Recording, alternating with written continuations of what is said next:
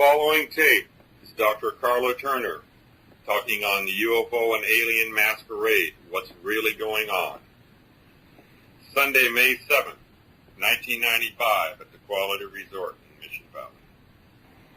May I ask before I begin for a show of hands if there's anyone here who knows absolutely nothing about the abduction aspect of the UFO phenomenon? Oh, that's great. Then we don't have to go through a primer to bring everybody up to speed. I can just plunge on into the material, but I wouldn't want to leave somebody behind if this was their very first exposure to what I consider the most important part of the entire UFO phenomenon.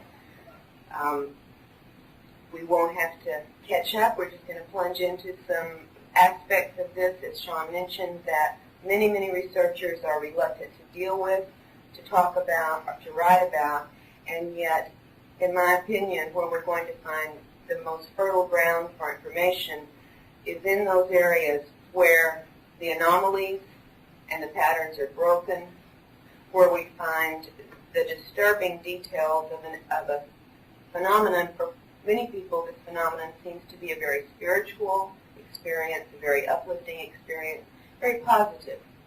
And I applaud all of the work that's been done so far in the field to bring those cases to your attention.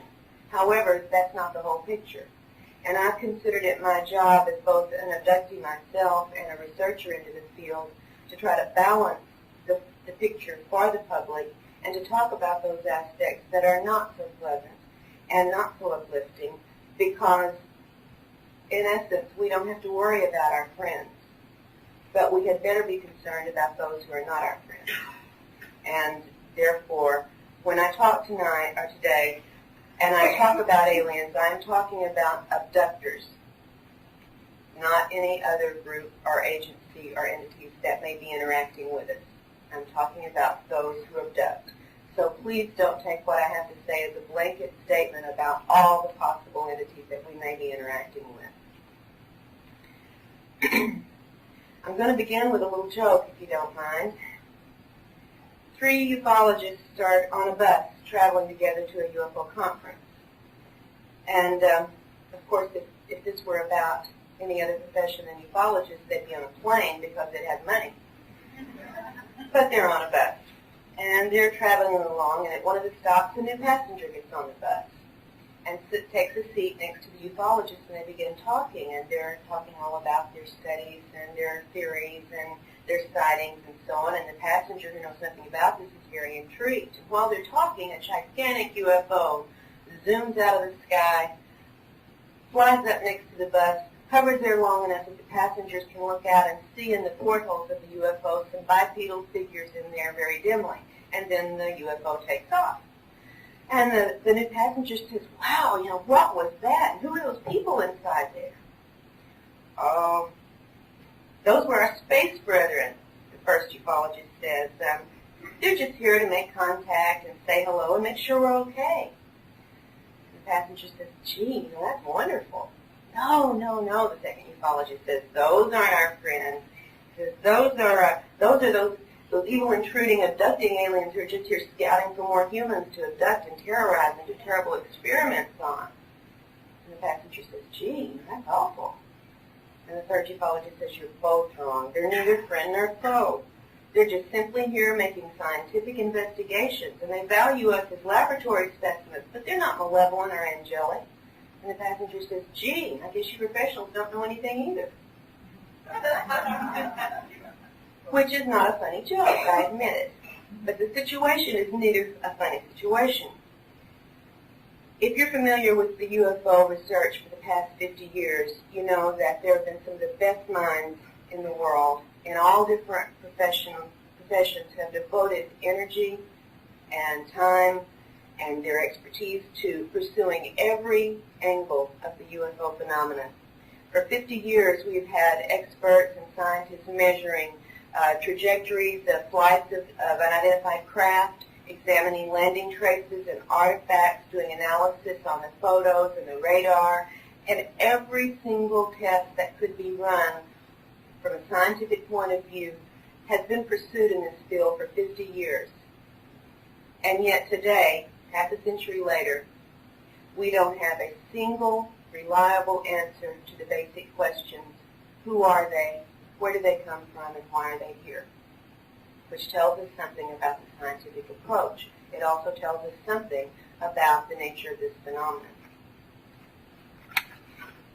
So far, in fact, all we've really done is come up with a lot of complex theories and a lot of labels for a phenomenon that we don't clearly understand.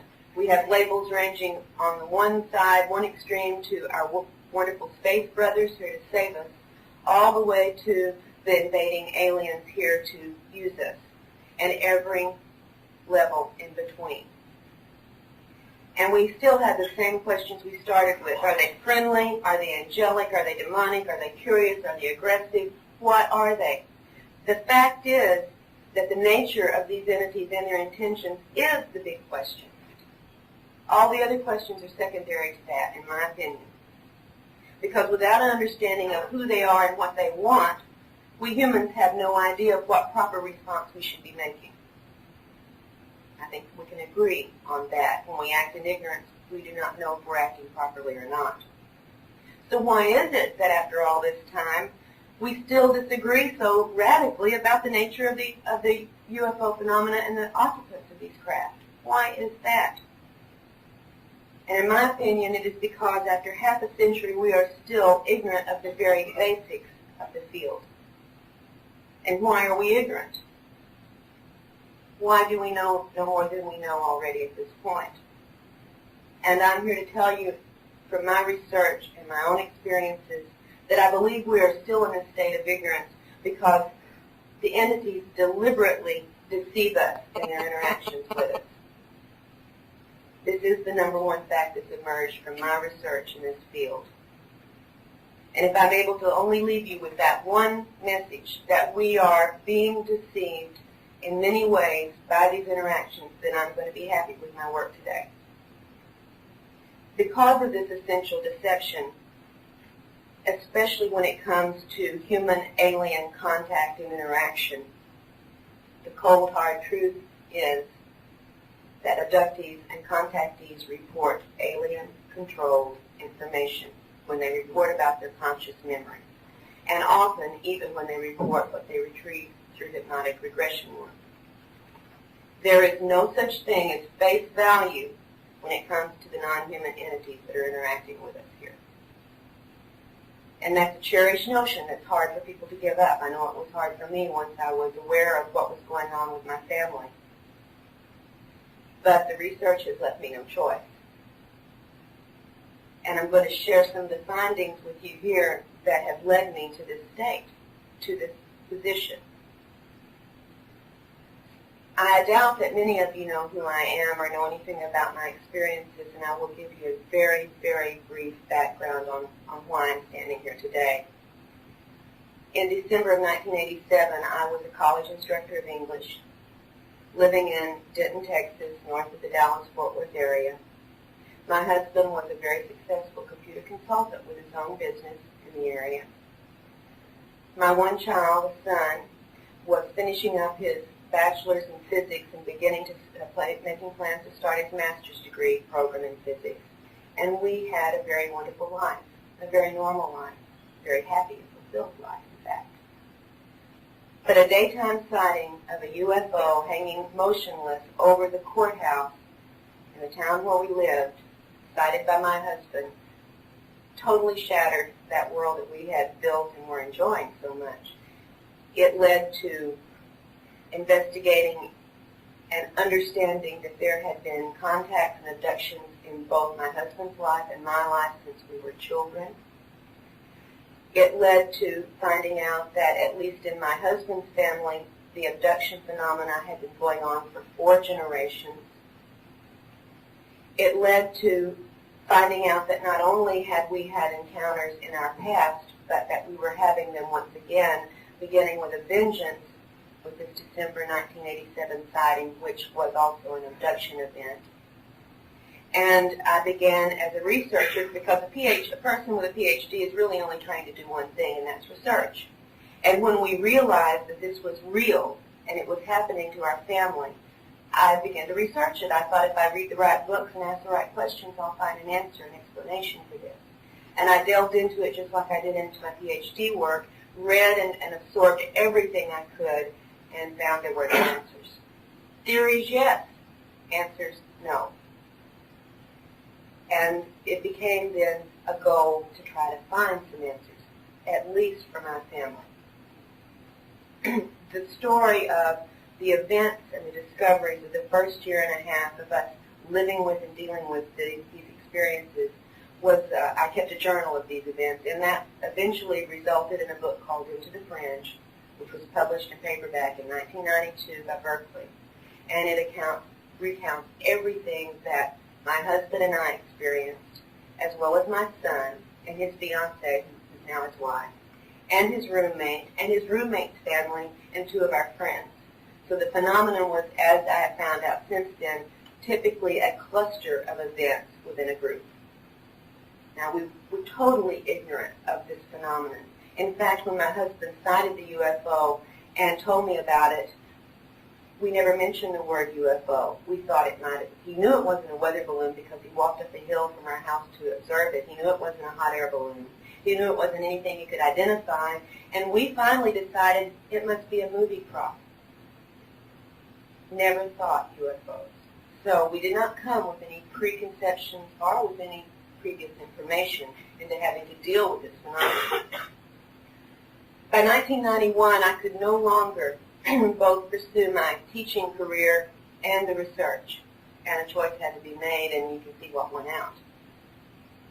I was fortunate enough to have worked with a woman named Barbara Barthlick in Oklahoma, who, in my opinion, has more information about the abduction phenomena than all the rest of us researchers rolled into one. Unfortunately, Barbara is so committed to working with the abductees that she doesn't have time to write or to lecture or to travel because she's doing it 24 hours a day, 7 days a week, and has been involved in this for 15 years. I was lucky enough to have her help my family go through our initial coping with this, and then to become her student, as it were, and to have learned from the years of her work, and to be involved in her investigation. And it was a wonderful education. That's the PhD I think I value most of all. Barbara has worked with over 600 cases in the past 15 years, and I have gathered a lot of information from her work. When I began to work on research in my own area independently and in conjunction with her very often, then I began also to find correlations in the cases that were being investigated from people who came to me. And the correlations of this information did not jive with what we found in most of the literature about this subject. We found, in fact, that what was being reported publicly in the journals and in the speeches and in the books was highly censored, very partial, and very much expressed either the wishes or the fears or the biases of the researchers, who, for the most part, had not had experiences themselves. When I began to talk with the individuals from whom these researchers were taking their material, I found to my surprise that no matter what the researchers' bent was, the cases themselves were pretty much consistent and much more complex than any of the literature up to that point had ever expressed.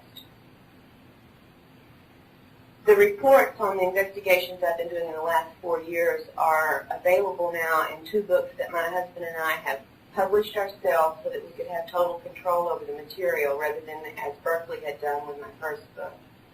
And the first of those publications is a book called Taken, Inside the Alien Human Abduction Agenda.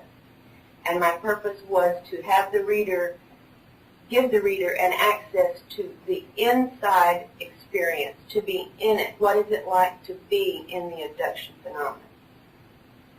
I chose for this particular study the cases of 8 different women from various places in the country, from Puerto Rico and New York and Florida to Alabama and Tennessee and Texas.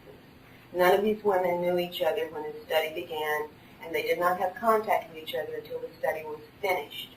I've correlated their reports, and I not only giving them lengthy chapters in which they could give first-hand accounts rather than me telling you what they've experienced. I've let them tell you what they experienced.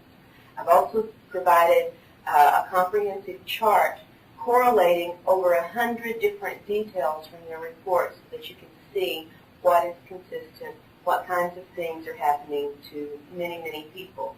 And although these accounts are frankly astounding, I assure you they're representative of what many, many people who you'll never hear about, and probably I will never hear about, are experiencing. Because for every abductee whose case you have heard reported, there must be anywhere from 50 to 100 who never talk, at least publicly. I have so many reports on a private and confidential basis that I can share some data from, but I cannot tell you who these people are, and they will not come forward themselves. It is too difficult for most people to do this.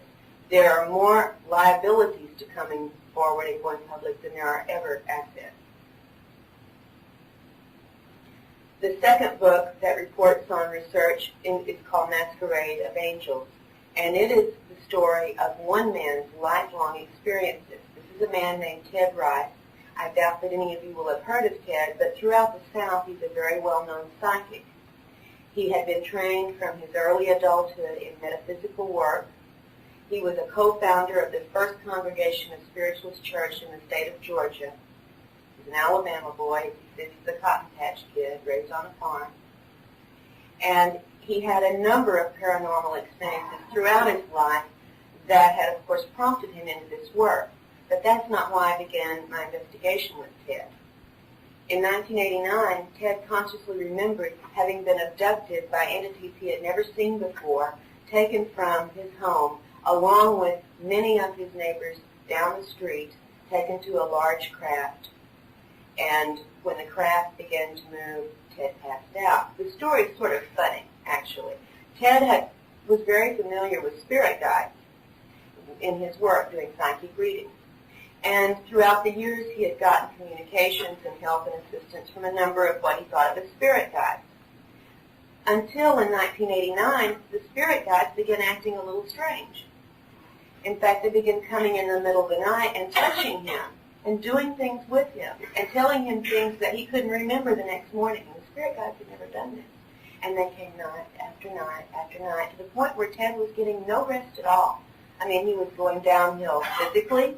He was going downhill emotionally, and he was, in fact, reaching a point of almost a nervous breakdown from constantly having these intrusions at night. And he even moved. He changed locations, thinking maybe if he got away from the area, this interference would stop. And after he had a trailer at that time because in his job he moved around a lot. He said this has a house and isn't in the trailer anymore. But he was in a nice trailer park in Shreveport, Louisiana, when he had moved from one location to another location, had just set his trailer up. It took 4 days to do this because he worked during the day, and thought he was now away from whatever this was that was bothering him. And the very first night after that, he had gotten settled in, and a friend was there helping him. Here came what was by now a very familiar sight, a little blue light floating into his house. He had never had these little blue lights before this time in his life, and he didn't understand what they had to do with his spiritual work. But he saw it coming in again, and he knew the move had done no good. He was still going to have this phenomenon at night, and he lost his temper. I mean, he was ragged already from lack of rest. And he yelled and he shouted and he cussed. You know, in the South we do like to cuss.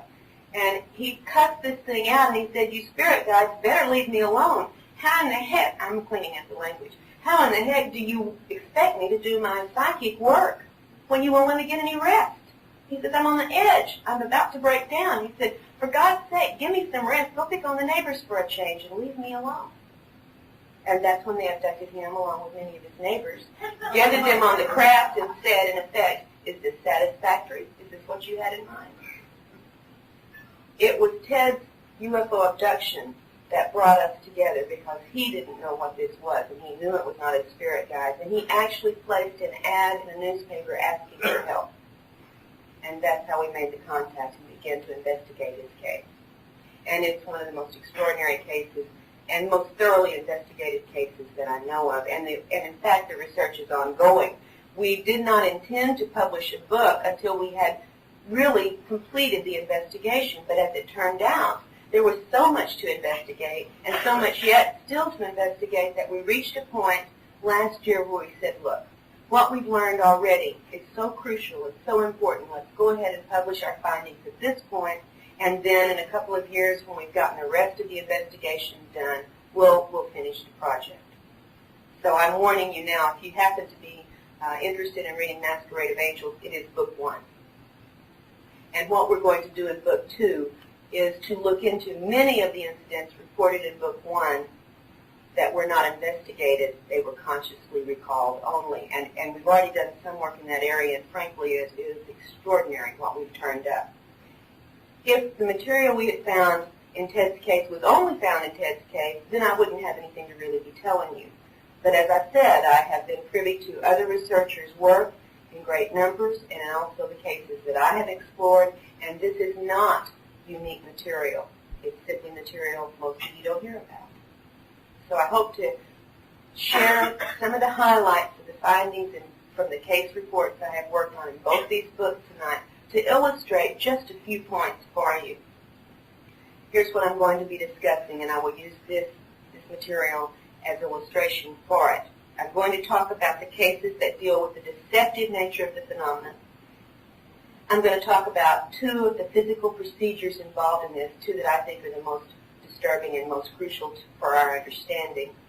And I'm also going to talk about, as Sean mentioned, the evidence of the interest and involvement of some very human agency that is clearly authorized and funded and supported at the very highest levels of our governmental authority with abductees.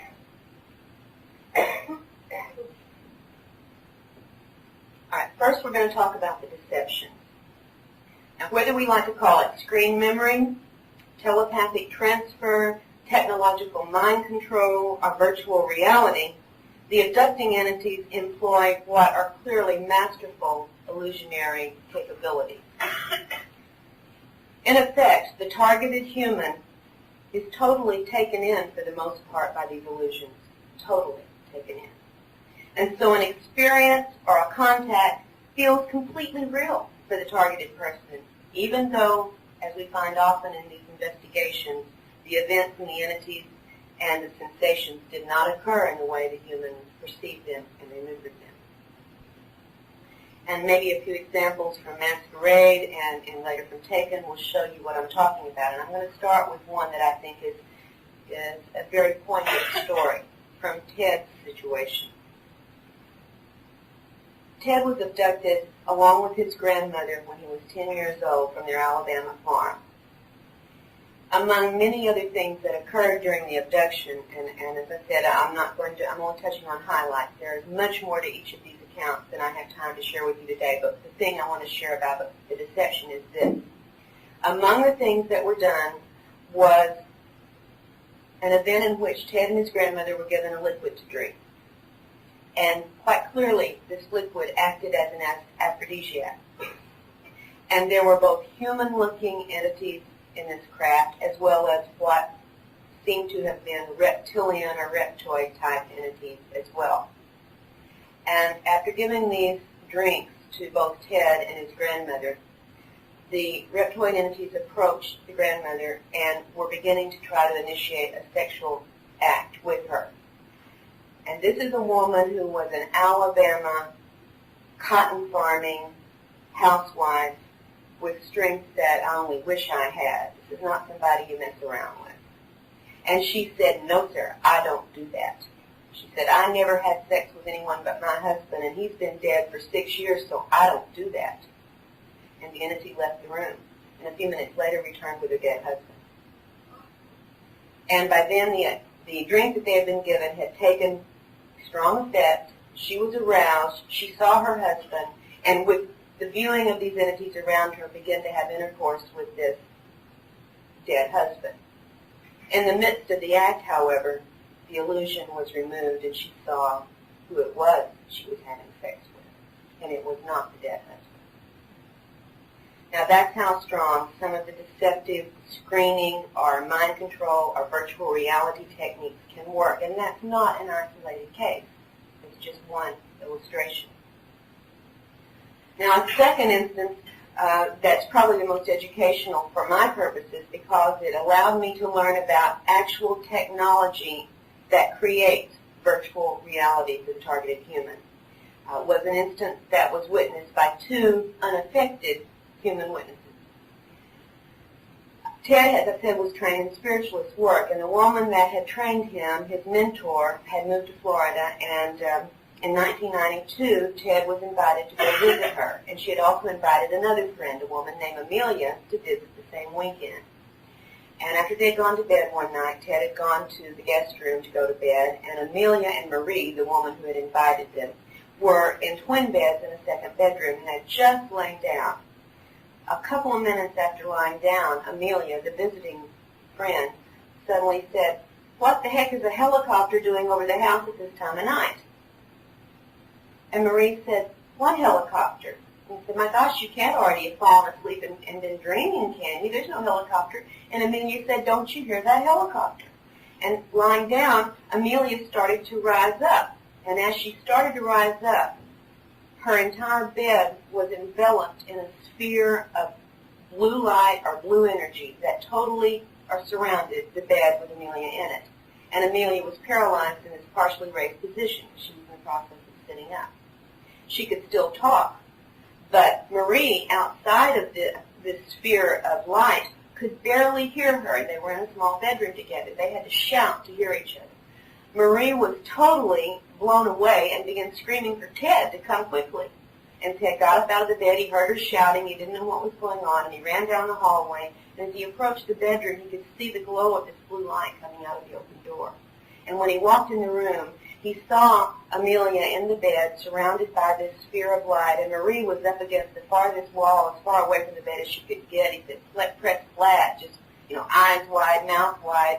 And she told him what had happened up to that point about the sound of the helicopter, and about Amelia saying that after hearing the helicopter, she could suddenly see through the ceiling up into the night sky where there was a strange craft, not a copter, but a strange craft hovering over the house. And she was describing this as it went on to Marie, who could not see this at all, and told her not only was there a craft over the house, but there were two alien entities inside the craft. Now, you have to remember, Amelia had never had an experience that she thought of as UFO-related. In fact, when Ted told her about his abduction in 1989, earlier that weekend, she laughed and said, "That's National Enquirer crap. You're not listening to that, are you?" There's nothing to that. So here is Amelia now, who's scoffed at the idea, looking up, seeing a craft she can't identify with two alien entities in it. She said one of them looked like an alligator man. She had no terminology for this. And the other one was sort of purplish black and had a very bumpy surfaced skin.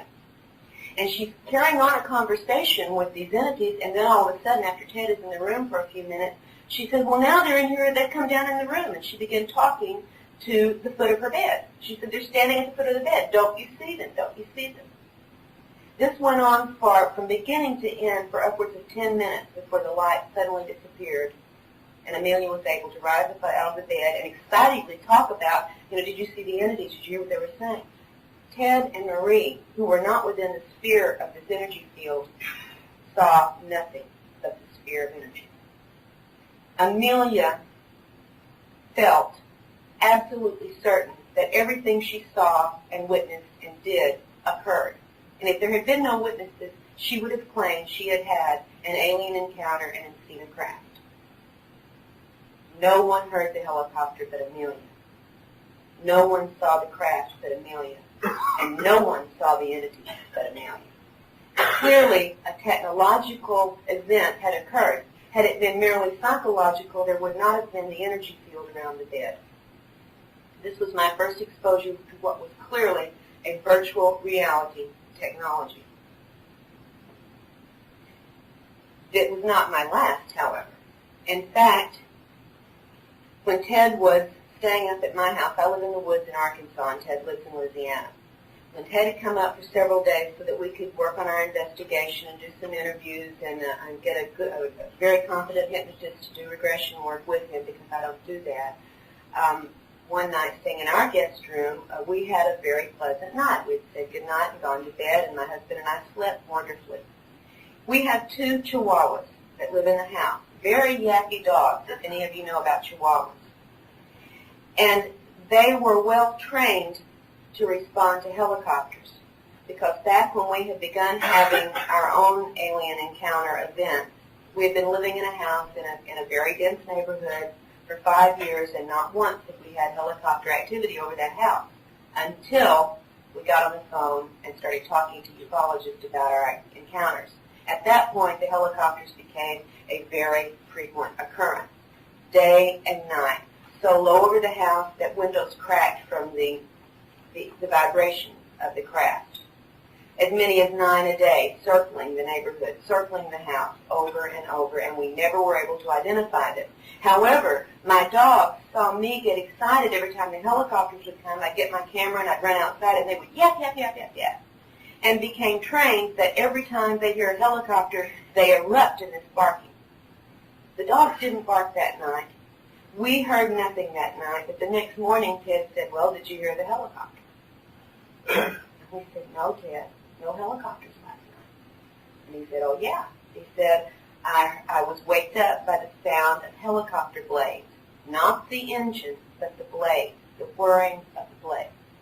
And he said, "I sat up on the side of the bed. I thought, oh no, here comes one of those helicopters." And he said, "I sat there and watched as a man in army fatigue came down through the ceiling carrying a young child." And he said, "I swear to God, that child was identical to who I was at that age." And I said, "What happened?" And he said, the soldier made one statement. He said, "We are returning that which was taken from you." Now, I'd have to get into an entire different, longer story to tell you what was returned to him 5 days later back in Louisiana, which had actually been taken from him in childhood.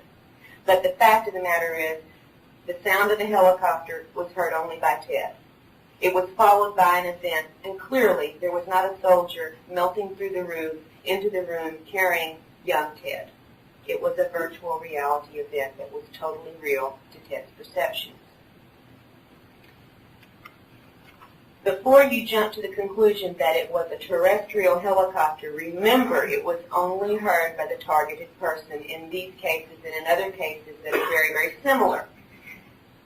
So the fact that the sound is selective leaves us with two possibilities.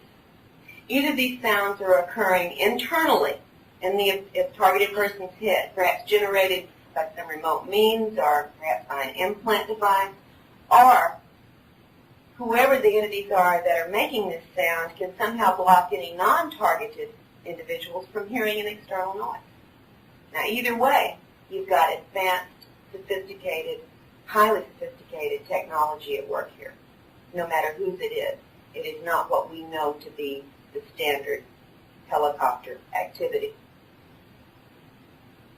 For me, the reported and very often confirmed details in these and other instances are strong enough evidence for me that I cannot accept anymore, even my own consciously recalled experiences at face value.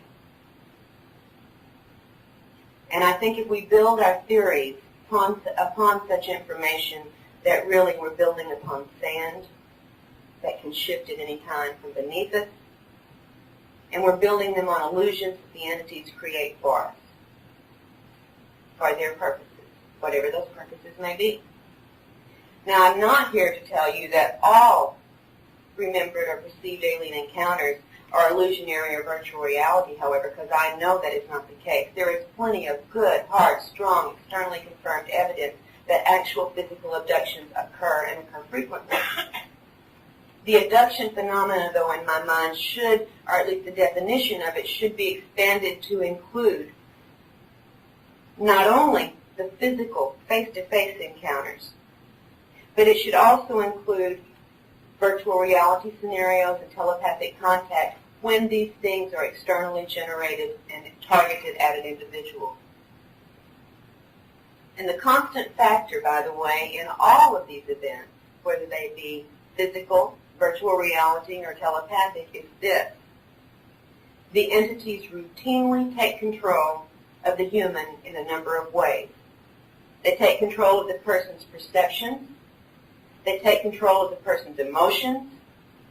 They take control of the person's actions and also the person's subsequent memories. No matter what kind of contact, as a rule, but not always, The human cannot react freely, cannot react independently, and therefore cannot accurately assess the situation through sensory input, and cannot internally respond in a normal fashion as he would to any other incident. So we're left with another basic fact of the abduction phenomenon, is that the entities are in control and exert that control, alter our state of consciousness, and the control can extend to a number of different processes within the person's physiology and psychology. And that brings me to the second point I want to talk about, which is one of the physical procedures that are repeatedly reported in the abduction phenomena. I need to say at the preface to that it is a basic fact in my mind, a fact, not a theory, that the entities have a very physically oriented agenda in their dealing with humans. Now, it would be wonderful for me, and I know it would be wonderful for all of us, if we could feel that the aliens' interest in us was intellectual or spiritual only. But the nature of many of their pervasive physical procedures points clearly to physical goals. And without getting into a litany of the procedures that are reported routinely that seem to have little or nothing to do with either a spiritual agenda or a crossbreeding program, I want to touch upon two of these because their implications to me are much more important than any of the other procedures involved in this phenomenon. And the first of those is cloning. Is there anyone here who has heard of reports about cloned human bodies? Anybody at all? Great. Okay, so this is not just the first time you've heard this material. And I was fortunate enough last month to share some time with Linda Howe at the Ozark Conference, where she speaks every year and where I frequently speak. And she has confirmed from her own work similar material to what I'm going to share with you today. So some of you probably know Linda Howe where you don't know me, and I can say I've got at least a little bit of authority in my corner on this. Again, to talk about my introduction to the cloning side of this material emerged from the work I did with Ted Rice the first time. And since then, there have been plenty of other cases where I've been able to corroborate similar reports. In fact, in Taken, 2 of the women of the 8 whose stories are in Taken have been shown copies of their bodies, and we'll talk about that in just a moment. In Ted's case, we learned what he perceived as a cloning experience from an abduction he had when he was 8 years old on the Alabama farm. Now, I've been able in my research with him to interview many, many family members who were there at the time that Ted was abducted. It is a fact that he was missing for 2 hours. It is a fact that all of the adults combed the area for that 2 hours searching for 8-year-old Ted and did not find him. It is a fact that when he was returned to the farm, the adult members witnessed multicolored lights on an unidentified craft in the clouds over the house. These things are confirmed. And I'll tell you a couple of other things that are confirmed in just a moment. What he remembered in this experience was being taken on board the craft, being given another liquid to drink, not like the one he had 2 years later with his grandmother. A greenish liquid, he said, that was sort of iridescent, and when he swallowed it, in fact, the only reason he drank it was because the female entity said that he could not go home until he did this, and he wanted to go home very badly. So he drank this liquid and immediately felt as if his body had become on fire. He regurgitated this material and got very, very sick. He was placed on a table, and without going into all the details that I do in the book, essentially he was killed. And at that point, he felt that his intellectual person, if you will, separated from his physical body and stood back watching as his body was drained of blood and then removed from the room. While he was watching this, Ted had no personal identity. He did not know who he was. He did not know where he was, and he did not know what was going on. He was simply observing what was happening. Before he was killed, they had, however, put a headphone-type device on his head, and he heard a very irritating noise. He didn't know what that was about, They took the headphone off, and then he was killed. As his intellectual self, as he called it, watched this process, after they wheeled the dead body out, shortly thereafter, they rolled in an inert, identical copy of the body. Now, I did leave one thing out that's very important. When they killed him, and he's watching what happened, he said he saw what he thought was his spirit or soul begin to rise up from the chest area of the dead body, rising up. But it didn't escape from his body. It stayed connected to that greenish liquid that he had vomited and was still on his chest. It stayed tethered to this. One of the entities brought a small black box over to his body and sucked that spirit into the box, set it on a counter, and waited while they brought the new body out. Probes of some sort were attached to Ted's feet and shoulders and head of the new body, and somehow the body was animated, and the spirit or energy within that box was transferred into the new body. The headphones were placed back on the new body, and at that point, Ted was back in his body and knew who he was and where he was. This is Ted's report. This is not the only report. In fact, another abductee who's working with a different researcher altogether has had a conscious memory of an identical situation and has drawn the facilities in which these events took place, and they match down to the smallest detail with the description of the area that Ted has given.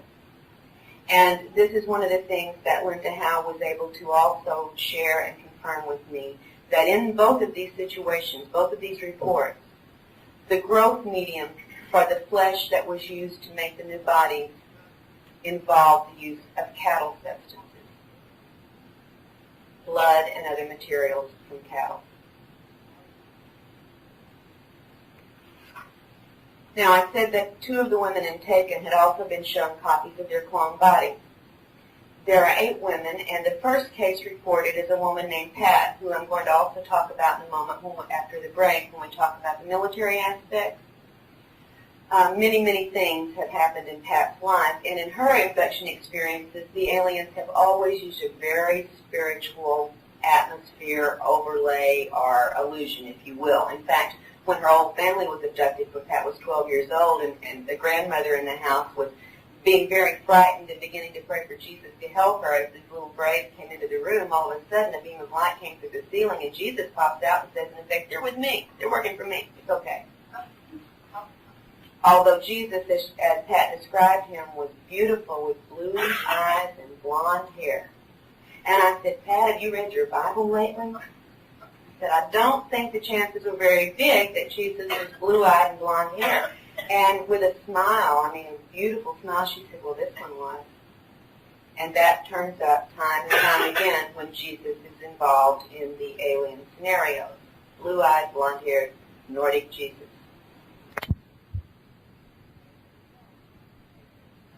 One of the times she was abducted, and two different parts of the facility were the setting for these two events. In the first one, there was a small desk-like device that had an attached stool. And on the top of the desk were holes, several holes cut into it, and out of each one a different color light was shining.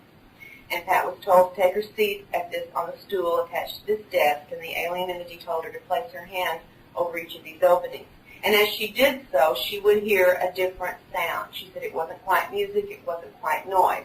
It was sounds unlike she had ever heard. And each light gave a different sound, and the alien told her that is the sound of your soul. Then she was taken into an adjoining room where there were open containers, she said, like a sarcophagus with the lid off. A number of these, and in each one was an inert human body. And the alien said, would you like to see yours? And Pat said yes. And they showed her a carbon copy of her body. And she asked what this was for, and remember, with her, she does not like it all, and she tries very, very hard to resist and to argue with him and to fight back against some of the procedures. So Lisa is not a cooperative abductee. work, taken aboard a craft and shown on a monitor, a television-like monitor, her clone going to work in her place. And the point they made to her was, you can be replaced, and look, even your coworkers can't tell the difference. So we have some contradictory stories when it comes to the cloning procedure. Is it the new body for the resurrection, or is it a potential replacement? Well, the aliens have said both things. The second physical procedure that I wanted to touch on before we take our break is that of the implant. And I'm sure all of you here are familiar with reports from abductees who remember or claim to have had certain small devices inserted into their body in various places. Right? Bud Hopkins has made, I think, brought this to light a number of years ago, and since then the reports are very numerous. Typically, all along, the reports have been these: that an object is either inserted through the nasal passage into the front part of the brain, or through the ear canal, or very frequently, although not as often reported, very frequently the abductee reports the eyeball is removed from the socket and the implant is placed behind the eye and the eye is replaced.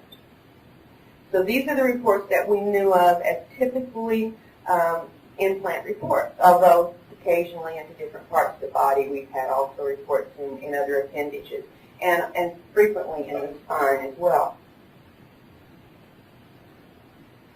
Now, although there are many different effects and physical after effects from these procedures, various procedures performed on abductees, the common ones are almost irrelevant when it comes to the implants. And what are the most common physical effects reported?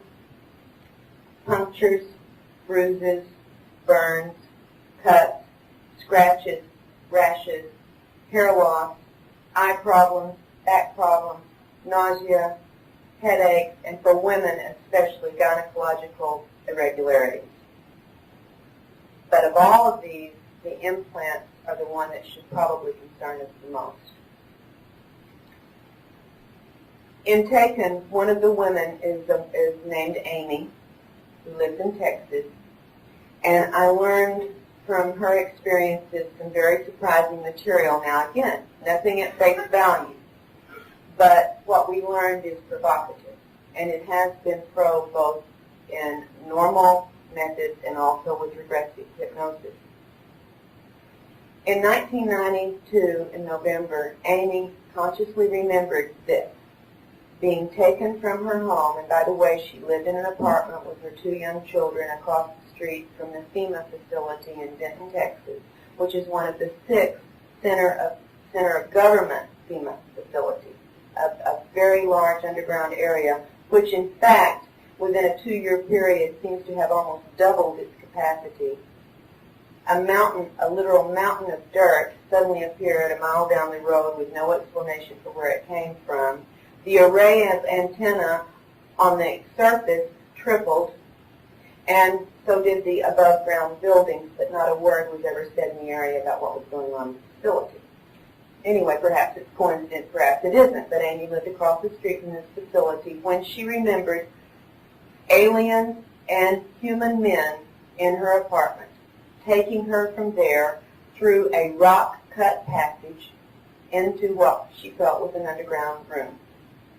And in this room, it looked like what I've seen at NASA Mission Control in Houston, sort of. There was a large screen display at the far end of the room. There were several rows of desk-type areas with electronic or computer-like equipment along these, and a number of little gray aliens working at them, as well as a number of what appeared to be strictly human men in the room. And here's what the alien who talked with Amy told her. And I think this is a unique report. I'd love to hear if there's any others out there, so please let me know if you hear of it. The alien said to Amy, "I want to apologize to you for what my people are doing to your people. There are some of us who do not like the abuse of your race by our people, and we're trying to counter it. We're trying to change it. And we are working in conjunction with a number of Earth representatives to try to fix this situation. Many of the people who work with us," she said, "are professionals, ex-military, scientists, and so on. And we're trying to undo the damage that our race is doing to your race." And she explained, the alien Amy felt was a female. The female alien explained to her that one of the things that she and the Earth representatives were doing was to take abductees who had been implanted by her own people and remove the implants from them because the implants were not a good thing. And she did proceed, as I recount in the book, to remove an implant from Amy's ear. And when I show at the end of everything, I'm going to show a little video that has some of the drawings and some of the photos and so on, and you will see these Amy's drawings of what she recalled. And you will also, I will be telling you that an identical ear implant was removed from a 12-year-old girl by her parents in Europe not too long after we had the report about Amy. No, before we had the report about Amy. And the same thing happened with that ear implant in the European case that happened in Amy's case. When the alien took it out of her ear and showed it to her, it was about this size. It was flesh-colored. It was thin and flexible, and it had tiny filaments of some sort coming around the edges. The alien showed it to her, and as Amy watched, the implant disintegrated. The same thing happened in the case in Europe. When the parents removed this from their child's ear, it disintegrated, but it looked just like this before it disintegrated. The alien then next removed an implant from the base of Amy's neck and showed her this one. And it was less than an inch long, very thin, metallic, and out of one end were some filaments of some sort, tiny wires. What Amy was told about these implants, and she was also, by the way, told that these were the older models, that there were newer model implants now being used on abductees, and they were being put in not through the nose, not through the eye, not through the ear, but through the area slightly below and behind the earlobe, and that they were going into an area that we know as the reticular activating system, or reticular formation, or brain stem.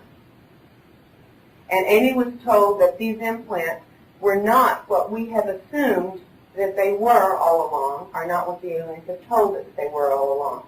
Most of the people who've had these implants have either been told or have assumed that they are monitoring and communication devices, right? Like tagged animals. According to this alien, that's not what they are. They are control devices. And they can control everything depending upon how they are used. And I wanted to read to you in lay terms, because certainly I'm not a scientist, and I had to get a very simple definition and explanation so I could understand it. So I figured this is worth sharing with you about what goes on with the brainstem or the reticular formation. Are there any MDs here?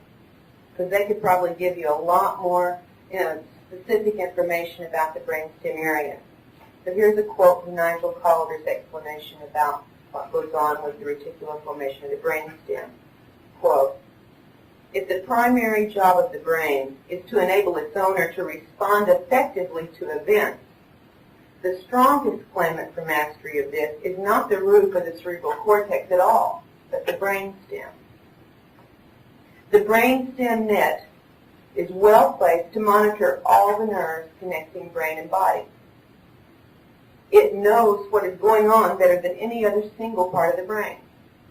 The brainstem net exerts its authority by sending out impulses which can either stimulate or inhibit nerve action throughout the body and the brain. It can override activity in the spinal cord. Now listen, this is important. It regulates the signals from the eyes, ears, and other sense organs. It regulates that, and thereby provides an agency for selecting what is to be attended to from moment to moment. Okay? In fact, the brainstem controls the level of your wakefulness.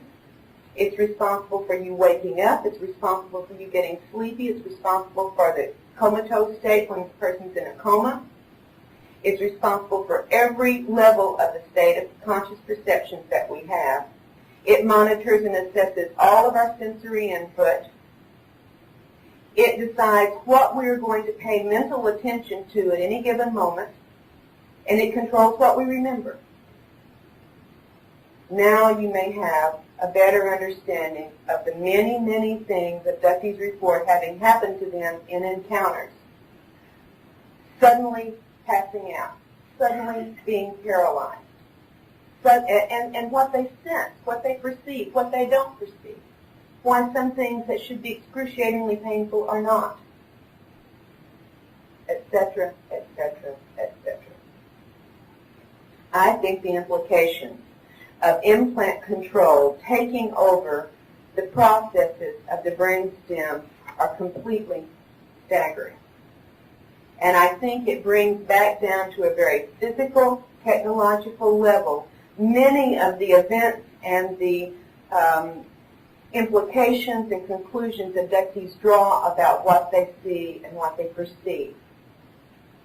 Now, I've had abductees tell me of situations in which control of their body is actually taken over. It's as if, as my son said when it happened to him, he was switched off and something else controlled his body and made him move and do and say things that he would not move and do and say. I've had another abductee tell me, yes, this happens. He said, it's bad enough when they switch me off and use my body to do things I wouldn't do. He said, but the real punishment is when they leave me mentally aware of what I'm doing and I can't stop it. He said, that is punishment. All right, well, I think we probably need a break about now. When we come back from a short break, what, Sean, 15 minutes or 20 minutes, something like that, we will talk about the final point, the human activity and human involvement. This particular segment, then we're going to show you a video that has a lot of the illustrations, drawings, and photos of some of the things I'm talking about today, as well as some other material. And at the end of the slides of the photos and drawings, there is a small excerpt of a video from the case of Angie, one of the women had taken. And this is just a very brief sample of some of the numerous flights of military craft over her remote Tennessee cattle ranch, where, by the way, she and her husband have had a number of cattle mutilations resulting in the loss of over $11,000 of cattle at the same time as the 5 Alabama cattle mutilations that were occurring. All right, finally I said I wanted to talk about the human agency involvement that I mentioned at the beginning. And there is quite a bit of evidence for the involvement of some of our own people with some sort of covert authorization in this abduction phenomenon. The evidence for this falls into two general categories. And the first category of evidence is what I call the externally confirmable evidence. And this includes such things as telephone interference, mail tampering, human agents taking photographs of abductees and of their homes, following abductees in cars and in helicopters, breaking into abductees' homes, taking artifacts and records, including medical records from medical facilities in some cases, and direct confrontation between agents in this group and abductees, in fact, kidnapping abductees for purposes of interrogation and intimidation. Now, such activities, you know, if you're familiar with this field, are commonly reported from many, many abductees, and of course my family has had all of this as well. In fact, the first 2 times we ever met with anyone in the UFO community when we were beginning to try to find out what was going on with us, we were followed. We had driven 40 miles away, 3 towns away, to Dallas. The first time we met in a nice neighborhood in Plano with a group of MUFON members, and we left at 12:30 at night to drive the 40 miles back home. And when we pulled out of the neighborhood, we were followed by a single person in a white unmarked car. We were followed over 2/3 of the way back to our house.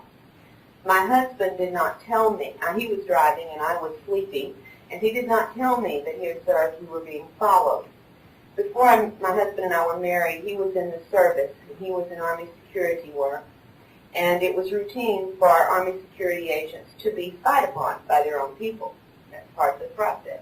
And he knew what it was like. He was well aware of being followed and monitored, and he was very aware of this car following us. He tried to lose it. He did various maneuvers, and it stayed with us. He didn't tell me about this. He kept thinking maybe it was just coincidence.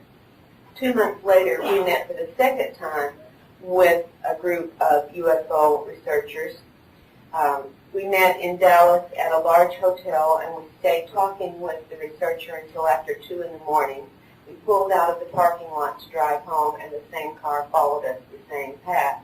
And this time my husband told me what was going on, because now he knew it was not coincidence. So we have had every one of these events in our own experiences. In the cases of the 8 women in Taken, for instance, 7 of the 8 women have reported the presence of other humans in their abduction experiences along with aliens. In 6 of these cases, the humans were in military uniforms, and 5 of the 8 women have witnessed repeated helicopter and other military aircraft buzzing and harassing their homes, as well as the phone, the mail, etc., the photographing, and so on. In fact, I think it's interesting that one of the women who was having the house photographed happened at one point to be, had it happened more than once, but she and her husband were pulling out of their driveway, out of their garage at one time when this person was photographing their house, and they chased this van. It was a white van. They chased this van and tried to catch it, but it did over 90 miles an hour eventually to lose them, but they did get the license plate number. And it was the case of Lisa. Lisa gave me the license plate number because she said that they had gotten friends in law enforcement in Alabama to try to run a check on the license plate number. Now, I have friends in law enforcement in other cases where there's been license plate involvement. I have listened on the phone as the license plate number was checked, and it's a matter of moments, just very few minutes to do this process. Lisa's friends in law enforcement in Alabama had tried to run a check on his license plate, and it took 3 days to get an answer back.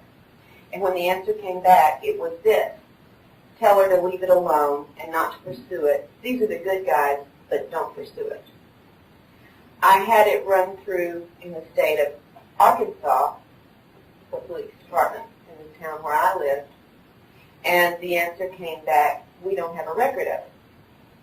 So I had a third law enforcement friend in yet another state do a run on this and got an answer back that identified the tag as belonging to a van that was the property of an import warehouse company.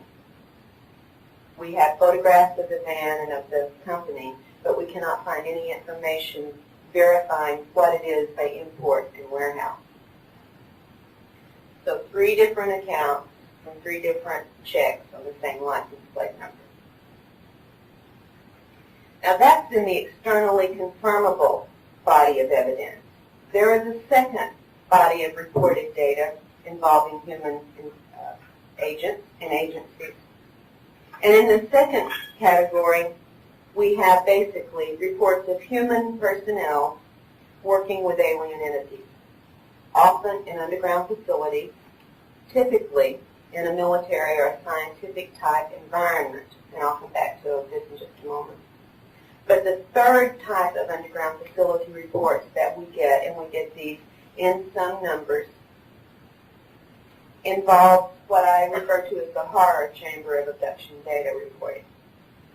This underground facility report is where abductees report seeing human bodies, dead human bodies, being processed, much as chicken or beef is processed in a facility, for purposes that we don't know. And the descriptions are all very similar and, frankly, very grisly. Some of the abductees report seeing dead, naked human bodies literally hanging on what they call meat hooks, are stored in other fashion in these rooms. Some describe seeing dead bodies stacked, as one person said, like cordwood in the room. Many of these accounts also refer to a conveyor belt type area where human bodies and body parts are carried along the conveyor belt while human workers standing beside the conveyor belt dismember parts. One example that I can share with you in some detail is from an experience that Ted Rice had when he was living in Albuquerque, New Mexico in the mid-1980s. He consciously recalled when he came to consciousness, he was already in a craft flying over a desert area. He has no idea how he was taken from his home. He recalled seeing the desert area, recalled flying into an above-ground compound where there were adobe-type buildings, small buildings, and then going into one of the buildings and down a tunnel or underground passage into a very large underground facility where there were both humans in military uniform and aliens. Ted reported seeing living humans being taken through a machine or a device that he perceived as, in effect, stripping their energy from them. And he said it was much like the effect of passing a light beam through a prism to break it down into its various components. He said apparently what he saw was this device stripping or absorbing the energy from the human who was still alive and breaking it down into various components that were somehow stored. And then the bodies were passed off into the conveyor belt room. Now, this is a very gruesome and very grisly report, and of course, what I have to hold on to when I get these kinds of reports is the fact that there is virtual reality technology. So whether or not these facilities are real places or if they're part of some virtual reality movie that is being shown repeatedly to abductees, I do not know. I pray for the latter to be the case. And until we have broken into one of these facilities and examined it and filmed for ourselves what's going on, I do not assume that they are real, but I do not rule this out either. After Ted had described what he had consciously remembered about this facility, it was a few weeks later when I heard from the researcher with whom I work most closely, Barbara Bartlett, about a report from one of her cases that she had worked with for a number of years.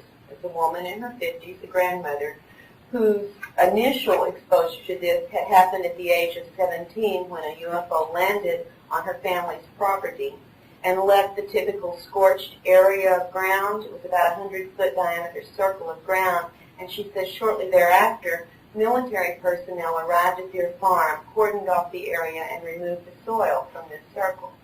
But this was just one of the woman's experiences. Barbara was calling to tell me that this same woman had phoned her earlier that day, very agitated and very upset, and said, "Barbara, I had something happen last night. I hope it was just a dream, but I don't feel like it was."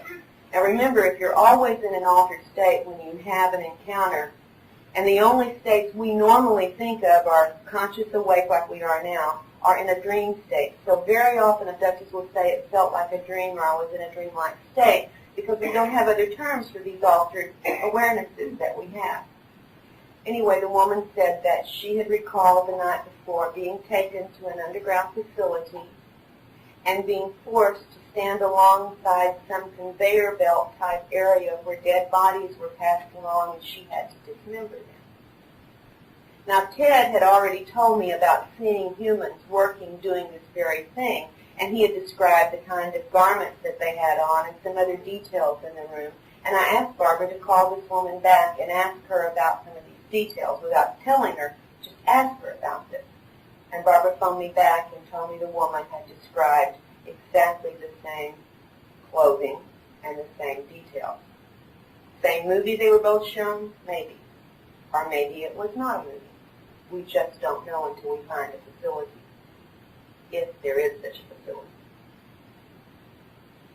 Barbara has also very recently, in the past few months, interviewed a 6-year-old girl. Her family is very prominent in the South. They are in the media business. They own a large, I'm not allowed to give too many details because, as you will realize by now, some of these things are so disturbing to the families that the last thing they want is any identification.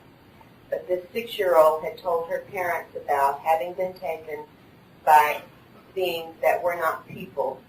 And this is a 6-year-old, remember, who's not exposed to any of the material that we are. She said she had been flown to South America. Now, we don't know if it was literally South America that she was told she was taken to, or if in child's thinking, as we often do, it was the southern part of America. But that was what she said, that she had been flown by these beings that were not human to South America and taken into a building under the ground where she described seeing many dead bodies, and she described the conveyor belt, and she said that in fact she was placed on the conveyor belt, and then a man came and jerked her off the conveyor belt and got very angry at the person who had put her on there and told him she was not supposed to be harmed.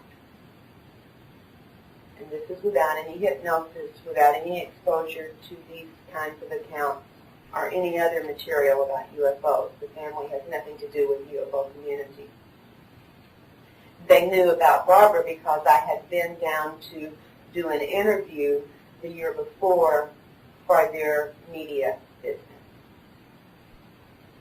Another of Barbara's investigations with which I was involved, in fact, the initial contact was made through me, and because of the location of this particular person, I put them in touch with Barbara, and she continued the primary investigation, and I was just simply assisting her with it, concerned two men who shared a house. An older man who was 43 at the time was a very highly placed city official, so again, I'm not going to, at his very strict request, identify the area. The other man who shared the house with him was in his early 30s.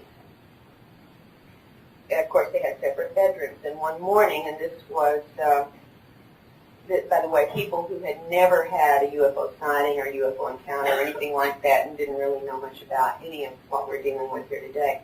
One morning at breakfast, both men were very excited and agitated as they met to have breakfast and told each other almost simultaneously the same dream they had had.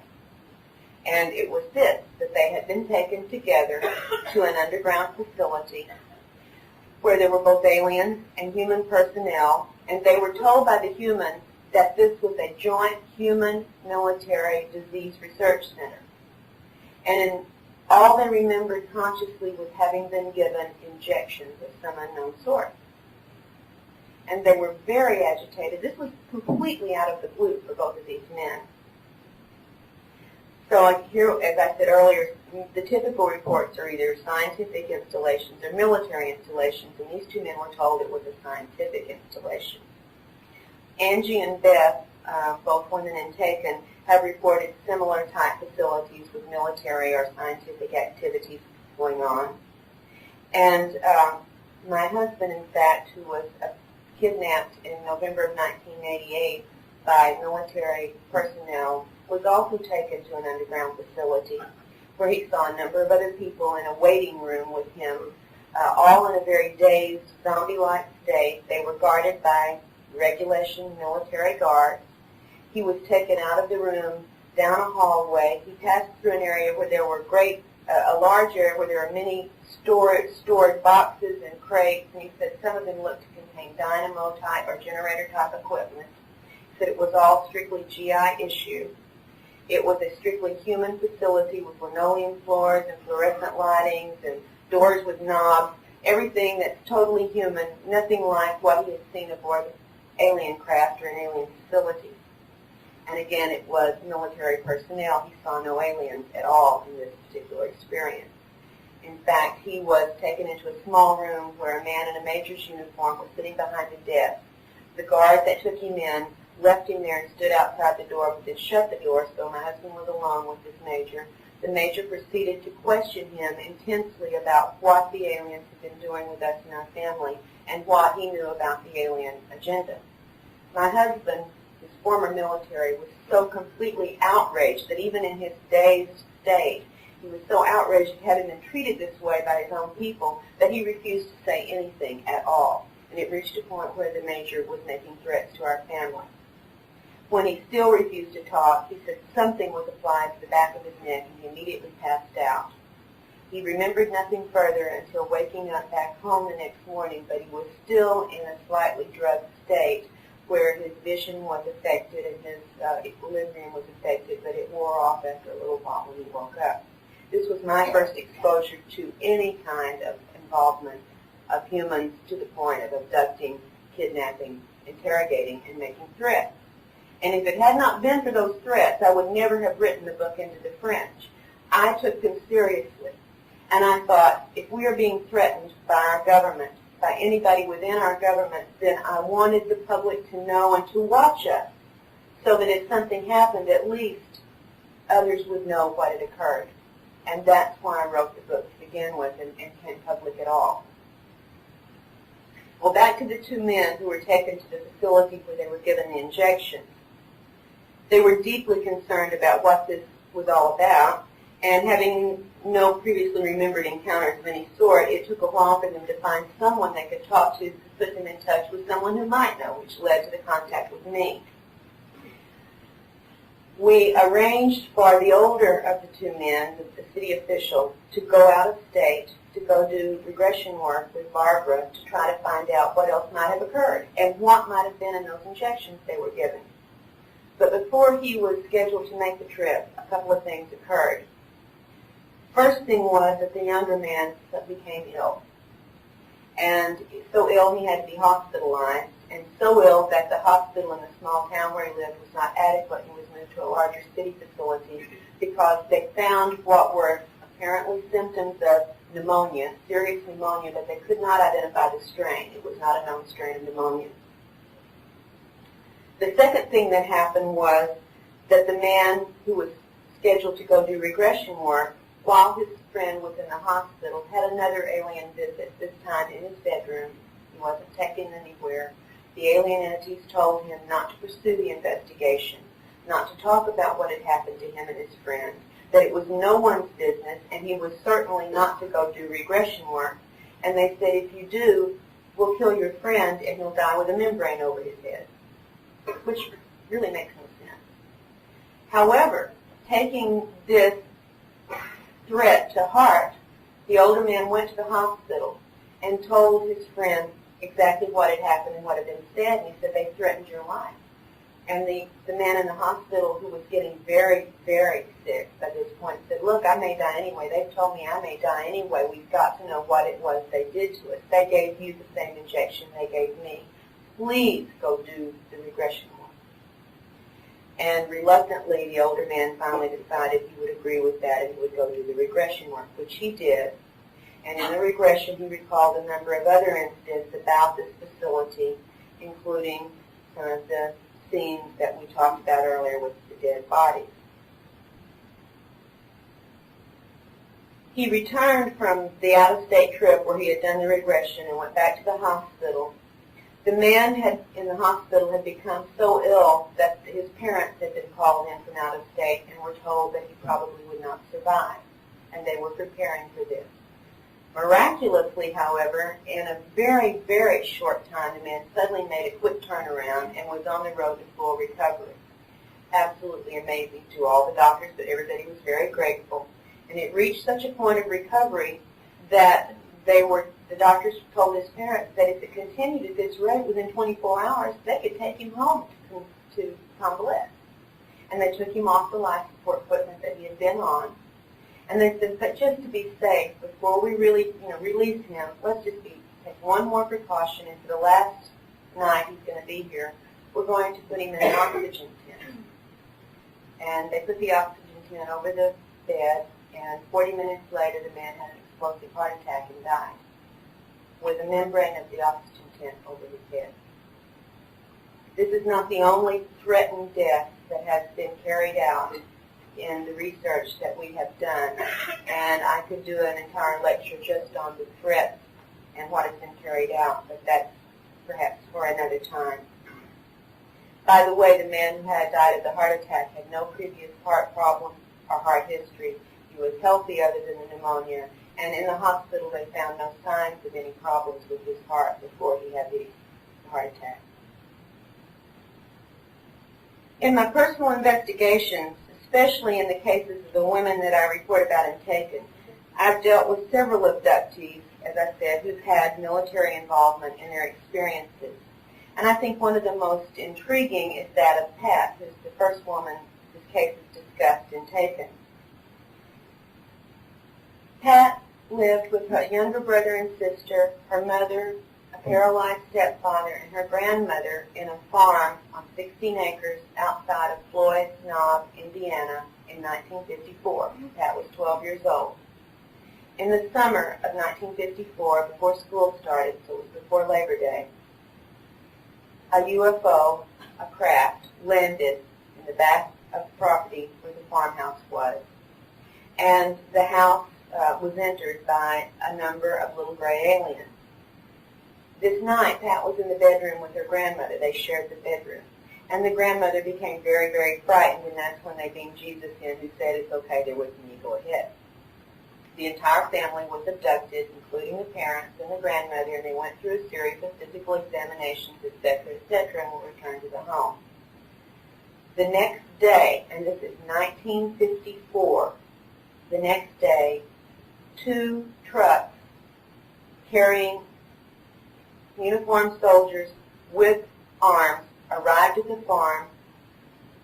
3 smaller vehicles with the lead personnel, including doctors, came to the farm. They stationed the soldiers around the perimeter of the farm. They sequestered the family for 5 days. They only allowed the little boy outside under escort in order to feed the farm animals once a day. For 5 days, each member of the family was drugged and interrogated. And Pat remembers them telling her repeatedly that the events she was describing did not happen. Now, the night before when the aliens had Pat, she had asked in her innocence, "Are you angels?" And they said, "Yes, but not as you've been taught." And she kept insisting to the military and to the doctors who were examining her that the angels had come, and they kept saying, "There was no one there, this did not happen, you did not see this."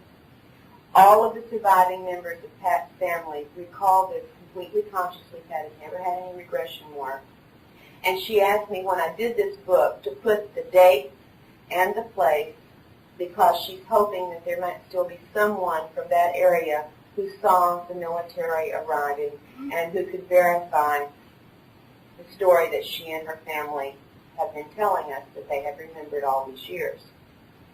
1954, one day after the abduction, apparently our military was able to monitor events well enough in 1954 to know that this craft had been at that area. This is 1995. Certainly, whatever monitoring and surveillance techniques they had in 54 have been well improved since then. Lisa, another of the women in Taken, has also had several abductions and interrogations by military personnel, and she has undergone also not only interrogation but a variety of physical examinations. In one of them, she recalled what were identified to her as FBI agents present as well.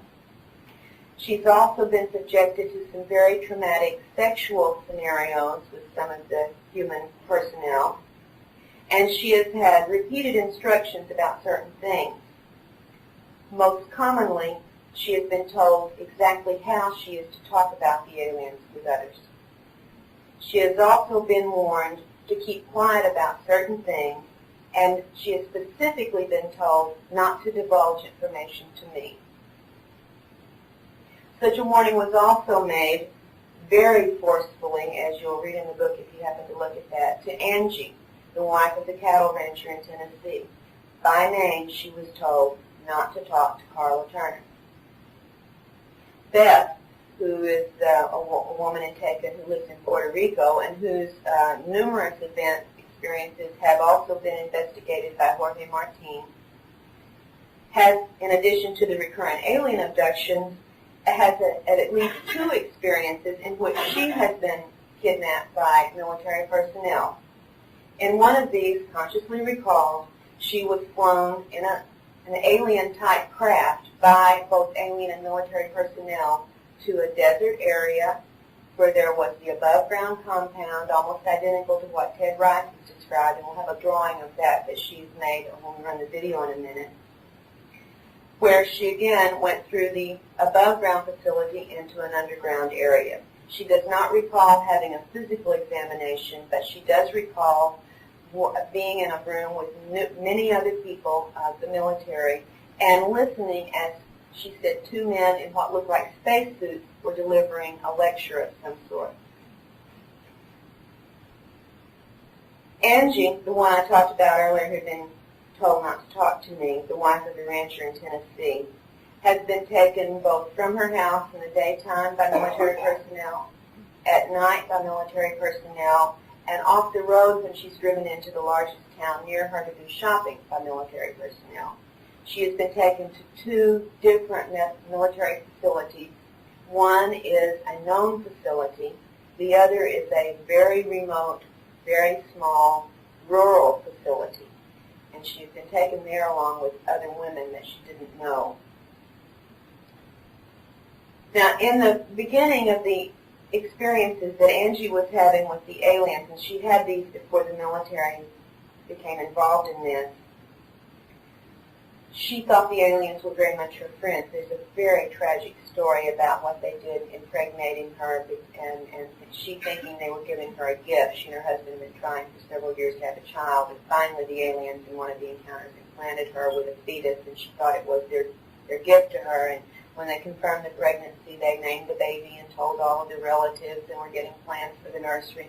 Angie doesn't know about this stuff at this time. She didn't know they always come back and get the fetus, which they did.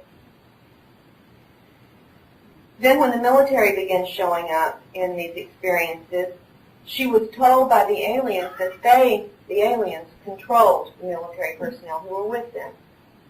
But she was told a number of things, and not all of them were consistent.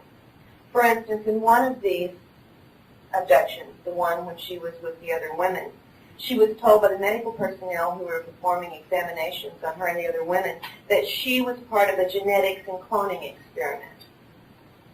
Another time, when she was taken by military personnel into a van that had driven onto the farm, and it had some very strange electronic equipment inside that she doesn't recognize the purpose for or how they function, that she was interrogated for over an hour about a number of things. And while she was in this van being interrogated, she was told by the leader of the group that was interrogating her that she was part of a mind control project or operation that was run by a, quote, high-shelf military group working mainly in underground facilities.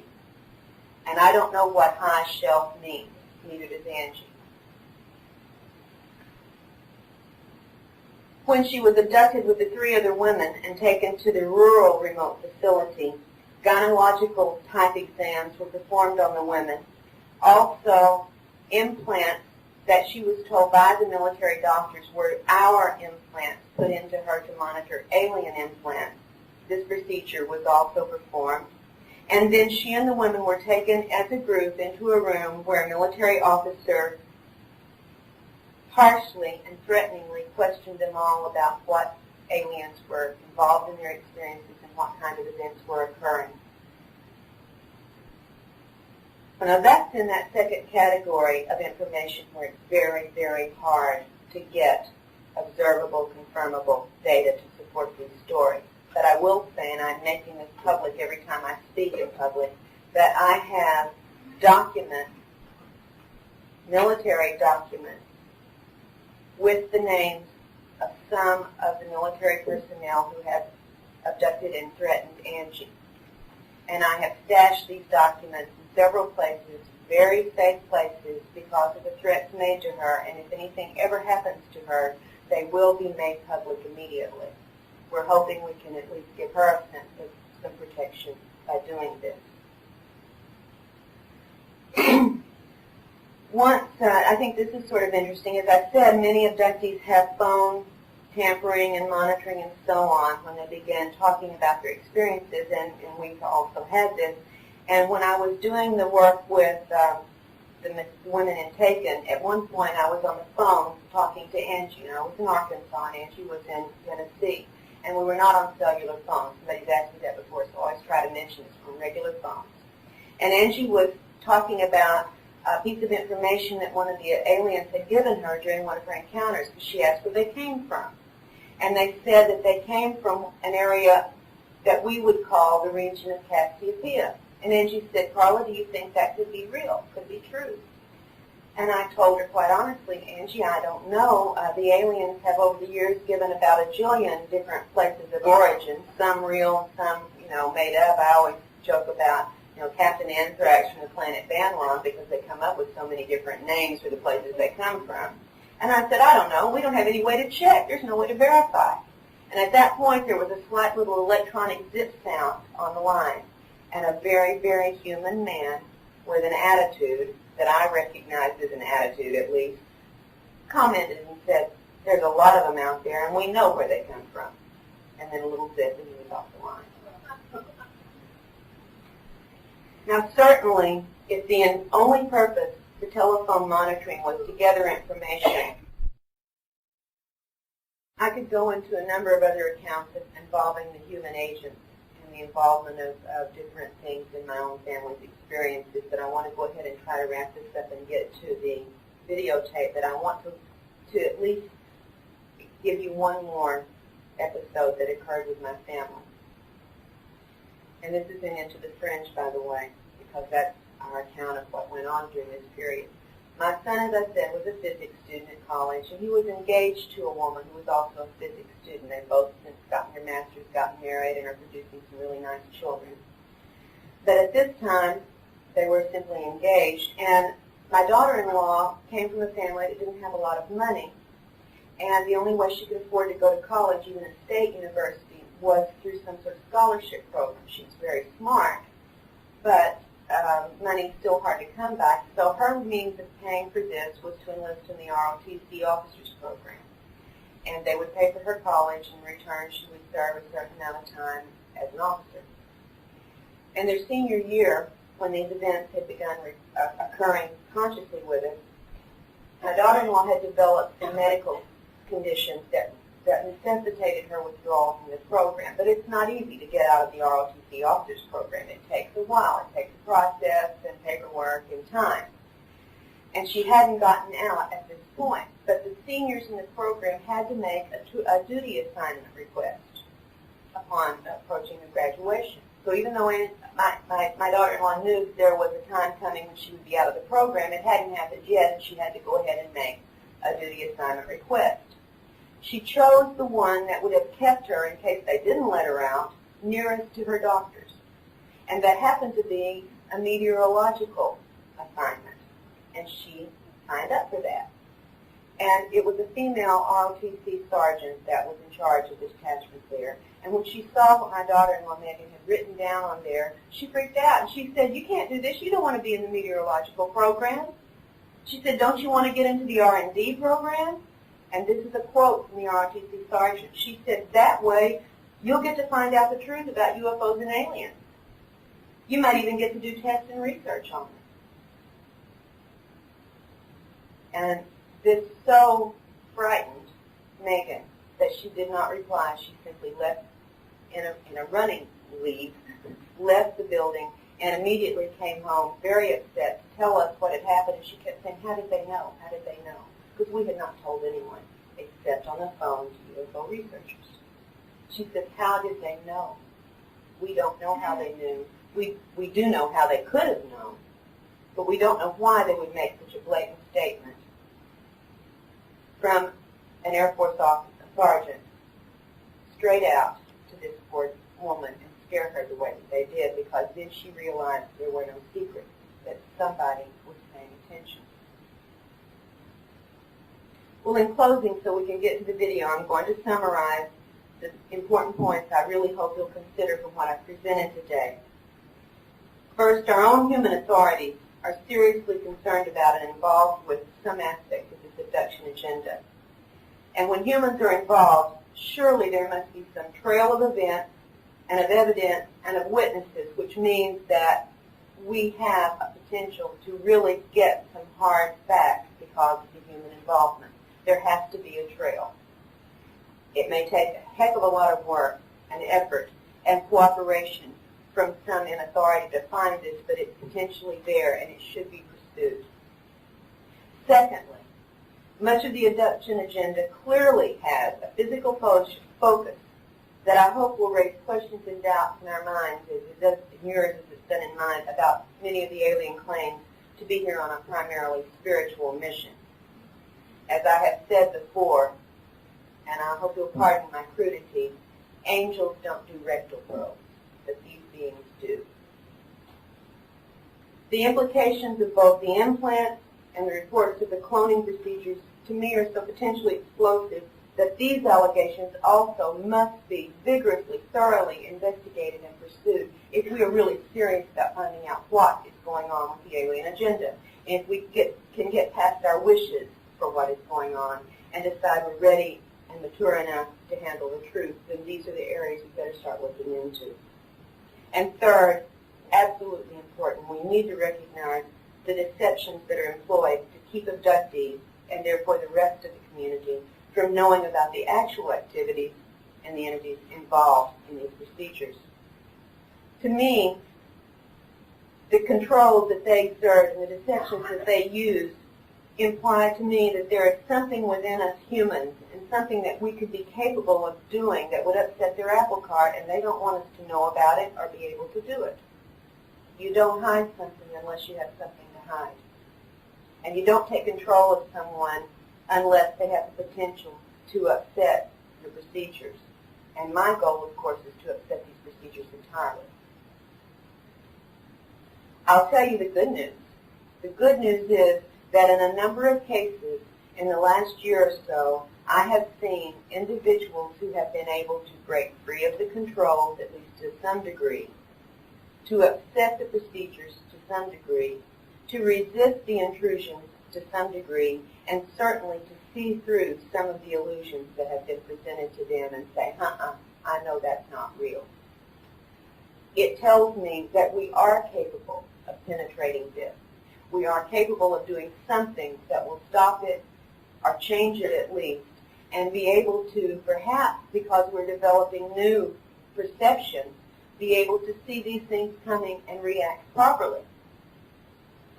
Now, the scientists tell us that any species that is put into a serious stress situation will develop new coping mechanisms. New mechanisms that they didn't need before when the stress wasn't there. And these may manifest in new intellectual abilities as well as in new physical abilities.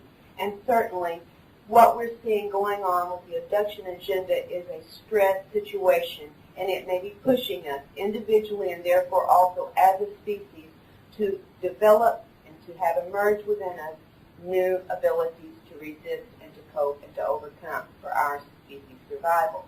So that, I think, is the good news. We're seeing this happen now in individual cases. And the more it happens in the individual cases, perhaps the more it will catch with the rest of society. The morphic resonance theory, perhaps, may be at work here.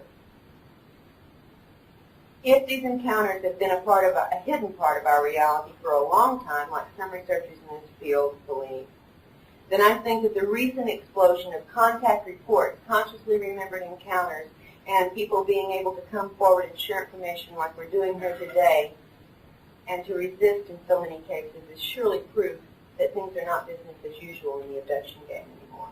Something is very much on the changing, on the transitional edge here. And I believe it's us doing the changing because we're having to.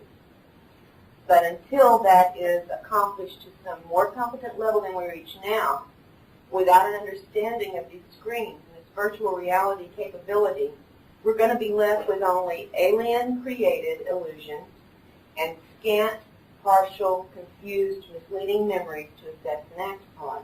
And that will keep us from any useful, real response to the real situation.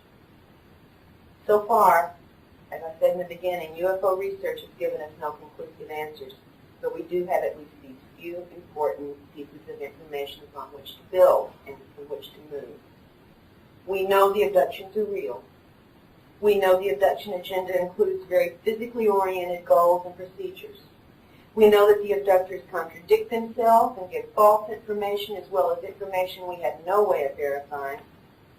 We know they're capable of masterful illusions. We know that they always attempt and normally succeed in taking control of us during all the encounters. And we know that our government knows about this and is actively involved to the level of carrying out covert and clearly illegal actions against us because of it, whatever their reasons may be. No matter what the truth finally proves to be, and I pray with all of you we find that truth at some point, without it and without pursuing it and accomplishing a penetration of these masquerades, We're going to be just like little children playing in shadows. We're going to be ignorant. We're going to be uninformed and unempowered to confront properly and deal with the entities behind the charade. Now, thank you for your attention. I want to now run the video, and I will make some commentary on what you're going to see. And then it'll be question and answer period for anyone who has anything they'd like me to further pursue.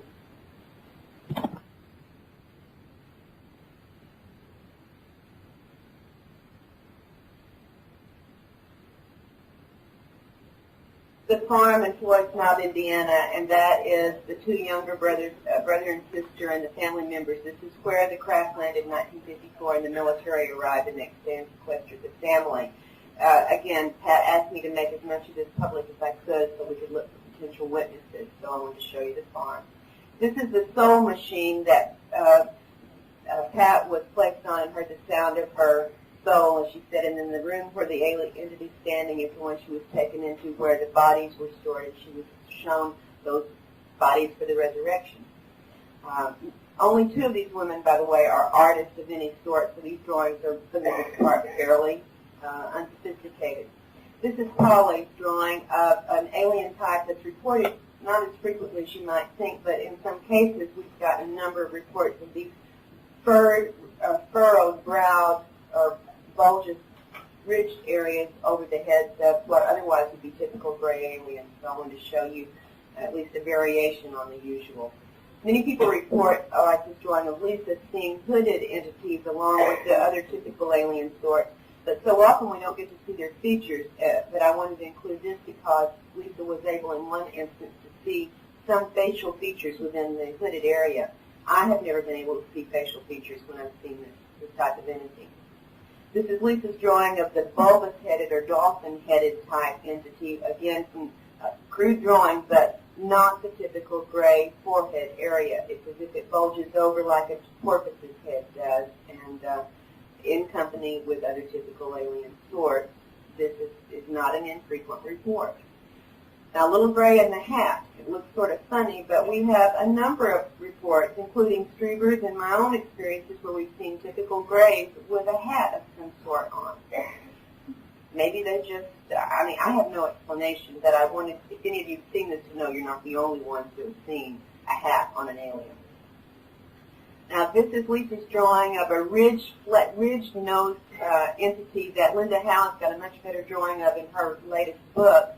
And in Lisa's case, this was with other entities, including the next one you're going to see, which is her very poor drawing of a reptoid-type creature with vertical slit eyes and the clawed fingers. And those two entities were together in a scenario where Lisa was raped. It caused her a lot of trauma, to say the least. And she does not like the raping reptoids, as she calls them. I know you've heard of others, including Leah Haley and a few that have spoken out who have had similar events in their experiences. The triangle and circle insignia. Many of the insignia and symbols that abductees report aboard craft or on uniforms involve some variation on the triangle and the circle.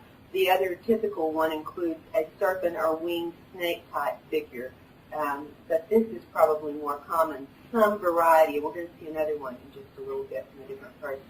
Anita, in Taken, her drawing of a tan, she said the tans kept trying to beam love thoughts into her and make her love them, and she once reached out and patted one of their faces and says, "Too bad it ain't real." She is a family of abductees going back 3 generations, and she has a granddaughter living with her now who is also having abductions. This is the granddaughter's drawing of what she calls the mushroom men who come into her room at night. She said, however, that this one was about 2 feet tall, but shorter than what we normally see. Maybe they size them down when they take those human fetuses and grow their little workers from them. Now, Beth was also, as I told you, taken to a southwestern American facility where there were the adobe buildings above ground, and this is her drawing of that facility, the above ground part. It's very, very similar to what Ted saw when he was taken to such an area. And she went through the door of one of these buildings, and she said they were rough and old-fashioned outside, and inside it was pure high technology, taken down underground through a tunnel passage, an elevator tunnel shaft, into this room where she said there were the 2 men in the quote-unquote spacesuits standing at the podium lecturing where she was with a number of other military officials, including one that we've heard reports on, the red-headed man who seems to be involved in some of the interrogation. Jane, in taken, was told, she's taken many photographs of UFOs, she was told this day, telepathically, clean your lens, get new batteries, we're going to be overhead for you to take a picture. And this is just one of the pictures that she has taken, and these have been witnessed and sightings by MUFON people in her area and neighbors and other relatives. So you know about all the body marks. This is just one of the triangles of punctures. We get numbers of triangles of various sorts on abductees' bodies over and over again. I have a permanent triangle of 3 circles on my body. Often we get these temporary marks that are either punctures or scratches or red areas. The scoop marks.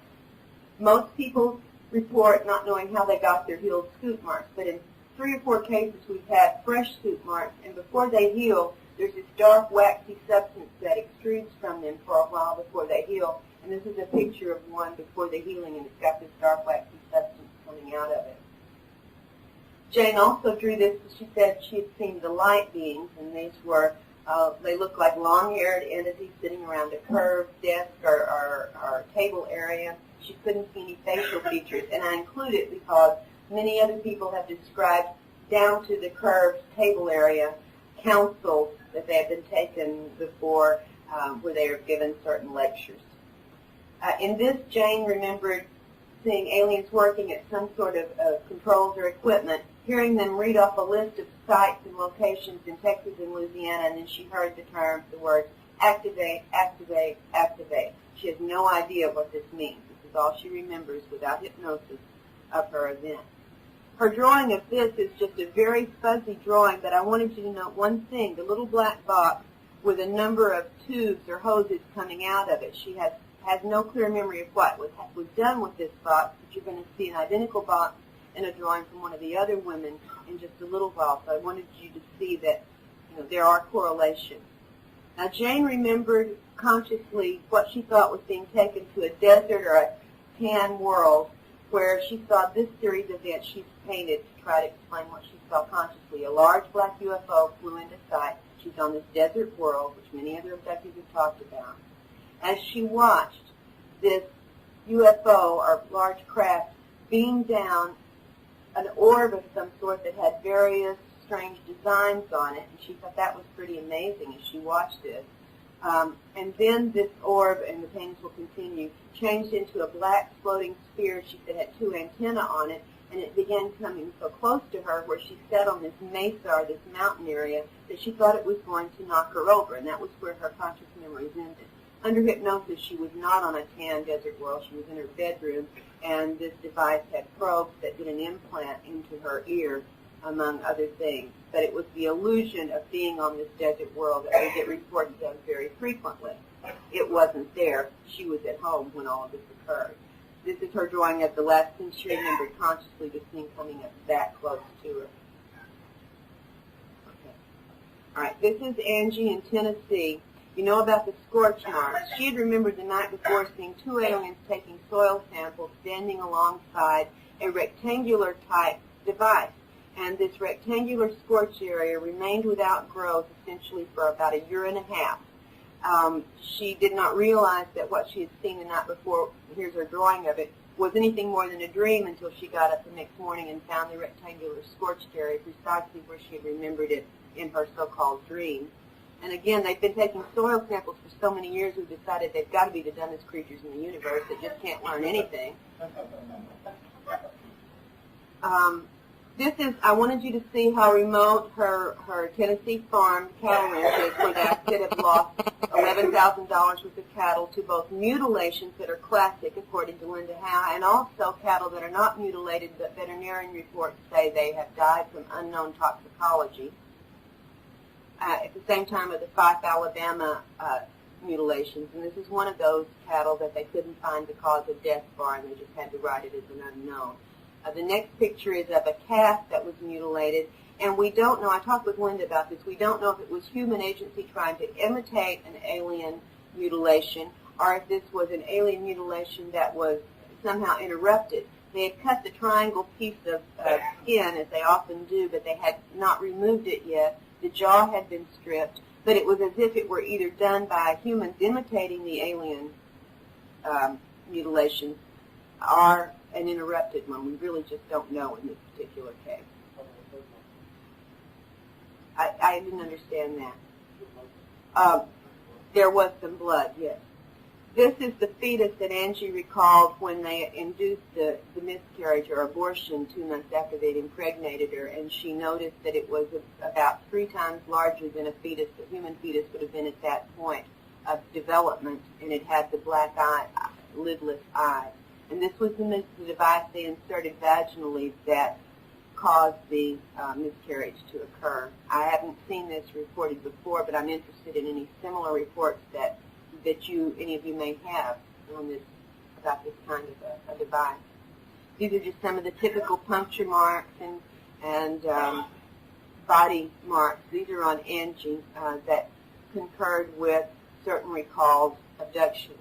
Her drawing of the fetal nursery. She was taken there 5 months after she had the loss of the fetus, and she asked what had happened to her baby, and they told her its soul had been recycled and its physical body had been made good use of. Again, now you see the black box in the corner with the little tubes coming out of it, and this is Angie's drawing. Angie's an artist, by the way. She's an illustrator, so her drawings are pretty thorough. And the box is similar to exactly what Jane had drawn from her very scant partial memories of being taken out by the aliens. She didn't know what the box was for. I asked Angie to draw this because she said in one instance she had seen a gray with clothes on, which most often is not reported. So she drew for me this, what she perceived to be this sort of grayish, metallic gray jumpsuit with a cinched in or gathered waist on the particular gray that was wearing clothes when she saw it. And this one is a very bumpy-skinned, rough-skinned entity she saw, I think, only one time. It had the long, knobby fingers, and she didn't really remember about the feet, but she went ahead and put them on there just so it would look like a complete drawing. She said it was a very rough textured skin, not at all like a smooth, typical gray skin.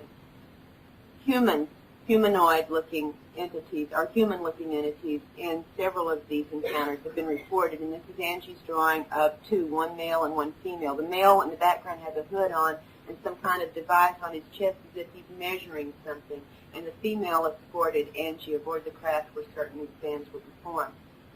All right, you may not have heard much about the troll or dwarf figures, but in this instance, when they came into Angie's home, it wasn't Angie they abducted, it was her husband, and he did remember this consciously. It scared him so much he really doesn't even talk about this stuff anymore, and he has a former intelligence background. He really did shut down when he had to face this particular thing. Again, another symbol here with triangles and a version of the circle, in this case the crescent, that Angie had observed on the belt of one of the entities aboard the craft. And we get variations on this triangle and circle business over and over again. And, of course, the triangle marks in the bodies lead us to think of it as basically their logo or their brand in some ways. An unusual craft, I'm hoping for other reports that may come in with this spiked craft. I have not seen this myself before, but it's one of the craft that was over the farm area where Angie lived. And the second craft we're going to see in just a minute has some very close similarities to the Gulf Breeze craft. It's got the bottom area, you're seeing the bottom view at the top, and then the side view that has a very close description to what the Gulf Breeze residents have reported in the bottom of the craft they see most commonly there. And I asked her to give me a drawing so I could estimate size on this craft, and here's her drawing. So she's standing down there below it, so you can see a proportion of the ratio of her to the size of the craft to give you some idea of how large it was.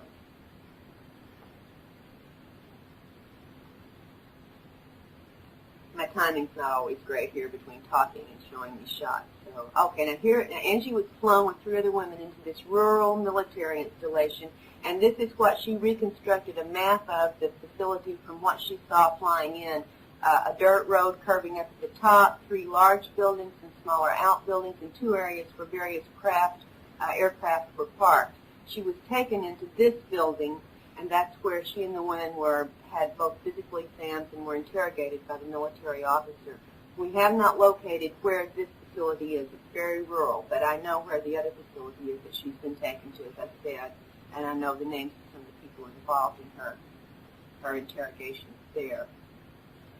This is the craft in which they were flown. She said it was really strange. On one side there was a regular like wing, and it had a U.S.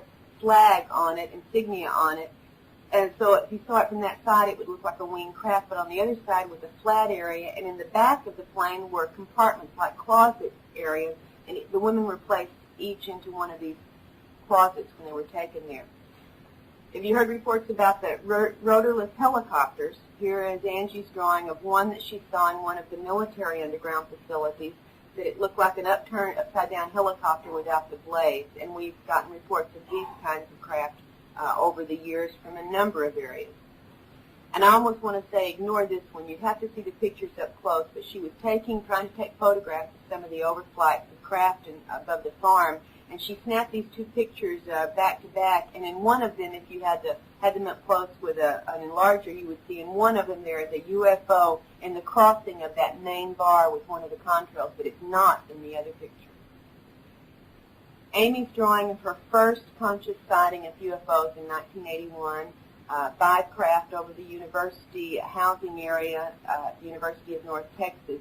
She said she did have an abduction at this time. It was a very confusing little abduction, but she's had stuff all of her life. As a child, she was taught different things that abductees report, like how to pass through solid objects, telekinesis, affecting electrical equipment. And she said in the last 2 years they've begun now teaching her 2 young daughters the same things that they were teaching her. And of course she can't do them when she's alone, just when she's with them. One of the daughters drew this. This is the large ball of light that she has seen on a couple of occasions come into the house, the child has.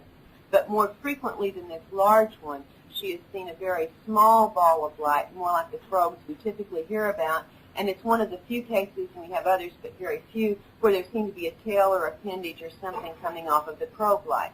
And as I said, both of these have been drawn by her daughter, who's had a number of alien encounters herself. And in fact, the next drawing is a page of doodles and designs that this daughter had just made. The mother sneaked away and made me a copy of, and you'll notice that the aliens have the vertical slit eyes, and the triangle again, and the circle. And this is, like I said, a second grader's doodling, obviously expressing some of the things that she had seen or witnessed in her events. At one point, Amy, early in her life, or adult life, had come to consciousness as she was floating out of the house, being floated out of the house. And she said it's the most amazing thing she had ever experienced up to that point, to wake up and you're in midair floating through the doorway and out the door. She has no memory of what happened when she was outside. This is the FEMA facility across the street from where Amy lived when the human representatives and the aliens who took her and removed the implant. This is where she lived. This is the facility in the same town. We lived in this town when my husband was also taken to an underground facility where there were stored equipment and military personnel, and we have just wondered if that was the same facility. Amy's conscious memory of that time when she was taken and the apology was given to her began with what she thought was a giant moon with little aliens floating in front of it, but that image or illusion soon disappeared, and what she saw instead was there was no moon, she wasn't outside, there were no aliens floating. In fact, she was in her dining room, and there were men and non-human entities there who took her from her house. She thought they were normal men. She said they looked absolutely like any men you might see anywhere, until at one point when she was in the underground facility, she got up close to one of the men and looked at him very carefully, and he had the vertical slit eye. So she looked at the other 2 men and noticed they were wearing contact lenses that made their eyes look normal. And when the man saw that she had noticed this, he sternly, told her, "You will not remember this. You will not remember this." But she managed very consciously to remember quite a bit, as it turns out. This is that room, the underground room into which she was taken, where the apology was made. And you can see, if you've ever seen Mission Control Center, how similar this looks to that kind of a setup. Lots of the little gray entities working, several human-looking men present, and then, of course, the alien who was dealing with Amy. Now, this one, curiously enough, had what looked like a plastic mask over part of its face. And I've talked with another long-time researcher into the UFO reports who has gathered, in fact, a number of cases he calls the plastic-based cases. Several instances through the years where the aliens have seemed to have had a plastic mask, as you can see indicated here by Amy's drawing. She said the other alien entities didn't have this on their face, but this particular one did have this masking of everything except the eyes. And it's her drawing of the procedures, a metallic pencil-shaped object that was intruded into her ear to remove the implant, which then exploded, or disintegrated, it just disintegrated into pieces after she was pulled out of her ear. I think there's a drawing of what it looked like before it disintegrated coming up very shortly. See what's the name? I don't remember the order exactly here. Okay, no, then this is her drawing of what happened after the ear implant was removed. The alien asked her to bend over on this desk area, and she used the same instrument to cut into the back of her neck. It was painless, absolutely both of them painless, and removed a small metallic thin rod, less than an inch long, that had filaments or tiny wires coming out of it, and she was told it was removed from this part of her brain. That was the best explanation Amy could make from what the alien had told her.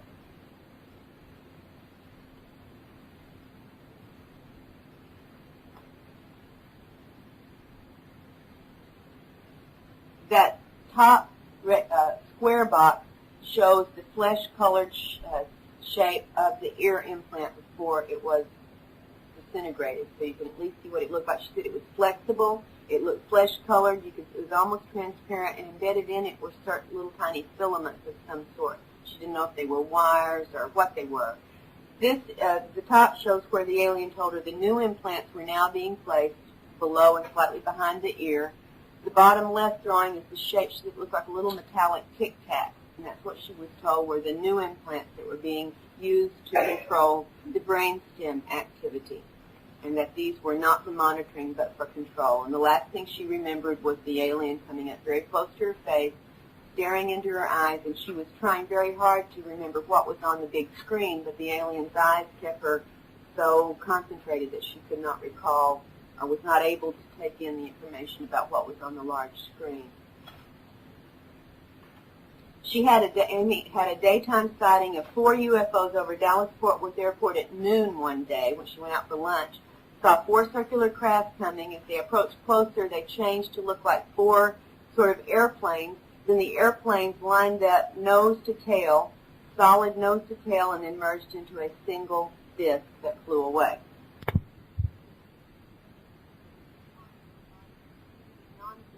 This is one of sort of a nonsense mark on one of the abductees' legs. We have, besides the punctures and bruises and claw marks, simply designs that appear on the body after certain encounters, and we've yet to fathom anything about what these designs are. The final drawing, Amy trying to show how close some of the black helicopters have come down over where she was living after she moved away from FEMA's facility into a trailer park before she moved to another town in a house, and she said they came down this low over the house time after time after time, and the neighbors complained, and everybody saw them, so they were real copters. This is an excerpt from Angie's take.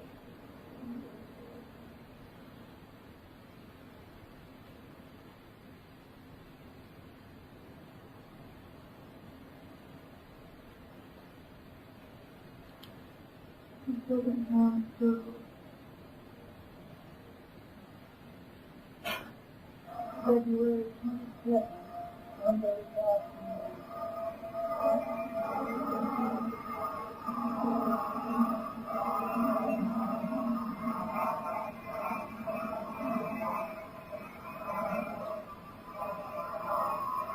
By the way, none of the nearest military or civilian airports say that this is any of their stuff.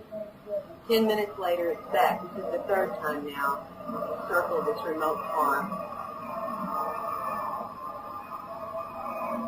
C-135s very frequently.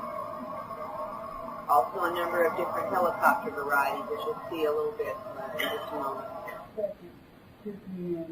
15 minutes later, it's back again.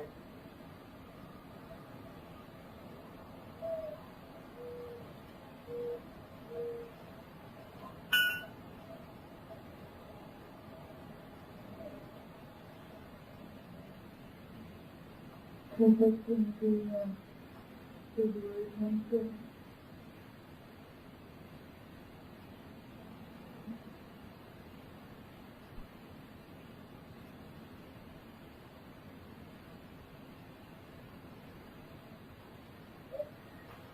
The next day, they found a large uprooted, still living tree. They don't know if it was coincident to what was What what. could have happened if it around you? It had not been storming at all. It had rained a couple of days before, but there was no storm that night. If you'll notice, smaller trees around this large uprooted tree are totally untouched, February 23rd. except for two at the back of this small stand where it had the top sheared off, cleanly sheared off, but even small branches right next to where this was sheared off were untouched and undamaged. You can see now for comparison size of the tree.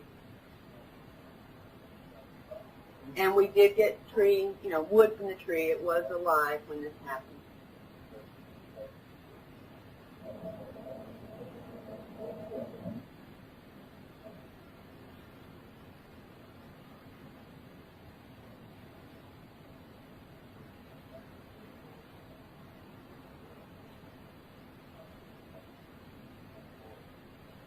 If it was wind, it was very selective wind. There was no wind anywhere else that night. And you'll see a very small tree standing immediately beside it, totally untouched. As I said, the other trees, the two tops sheared off of trees were totally untouched. No damage to even the limbs, the branches, the twigs. See how close that tree is?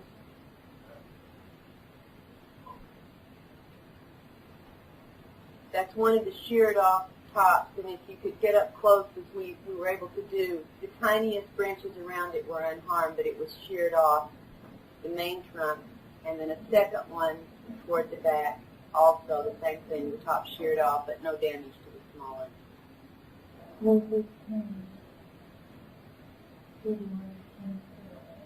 3 days later.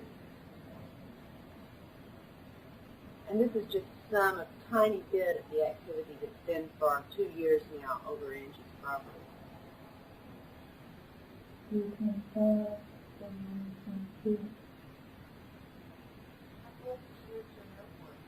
About 45 miles. But we checked, and they all deny, both the civilian and the military that's farther away from there, having any, but this is not theirs. There's no flight training paths, etc., over the property. And there were no flights over it until she got in contact with me, none at all.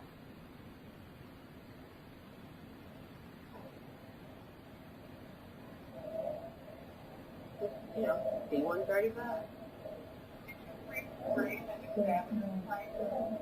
Yeah, and on the original you can see some real sophisticated antenna array that doesn't show up when you project it like this.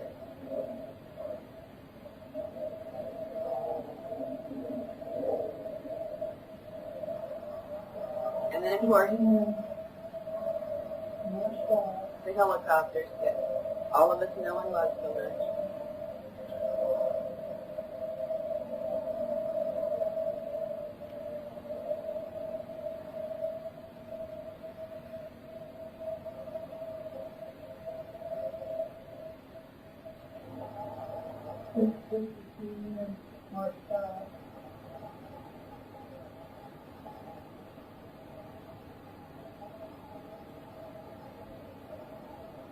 By the way, in one of our helicopter overflights, we had 3 helicopters flying so close together that their rotor blades were intermeshed like egg beaters. And I've taught helicopter pilots, and that doesn't happen. It did in this case.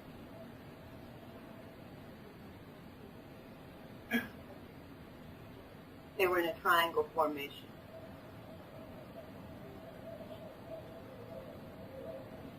March 6th, 3 p.m.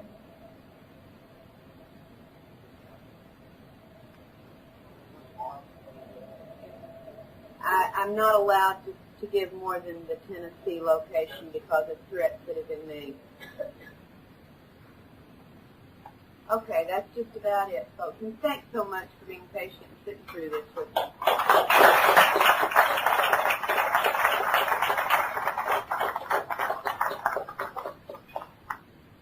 Now, if you want to leave, please feel free to. If you want to ask questions, I'll do my best to give you an answer. Now let's have a few questions. If you want to. Yeah. Yes. 2 questions. One, How do you know that the abduction took place over generations? And two, how did you get the documents that you need to on? Well, number two, I'm not going to tell you about. This is part of my protection.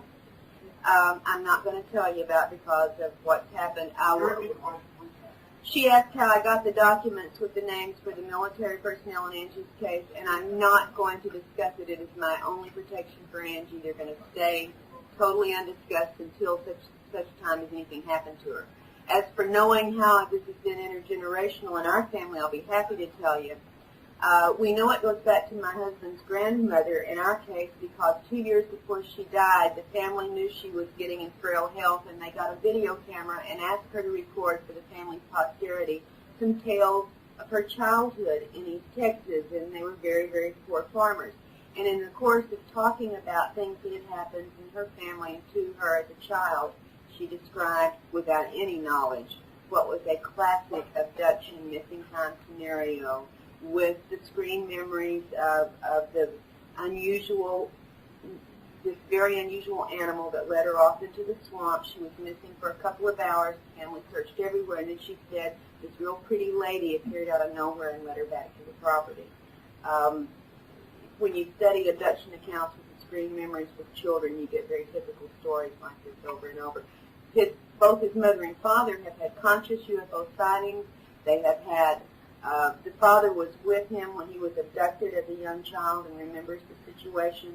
His mother has had the balls of life, the missing time, the MIB experiences, Men in Black experiences, both before he was born and afterwards. And his son, when he was young, described the aliens coming into his room as well.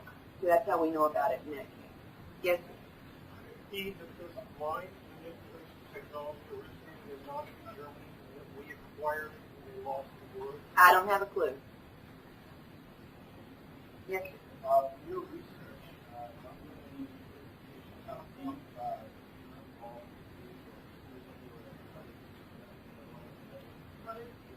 FEMA is the Federal Emergency Management Agency. It would be easy for you to do some real quick homework to find out about FEMA.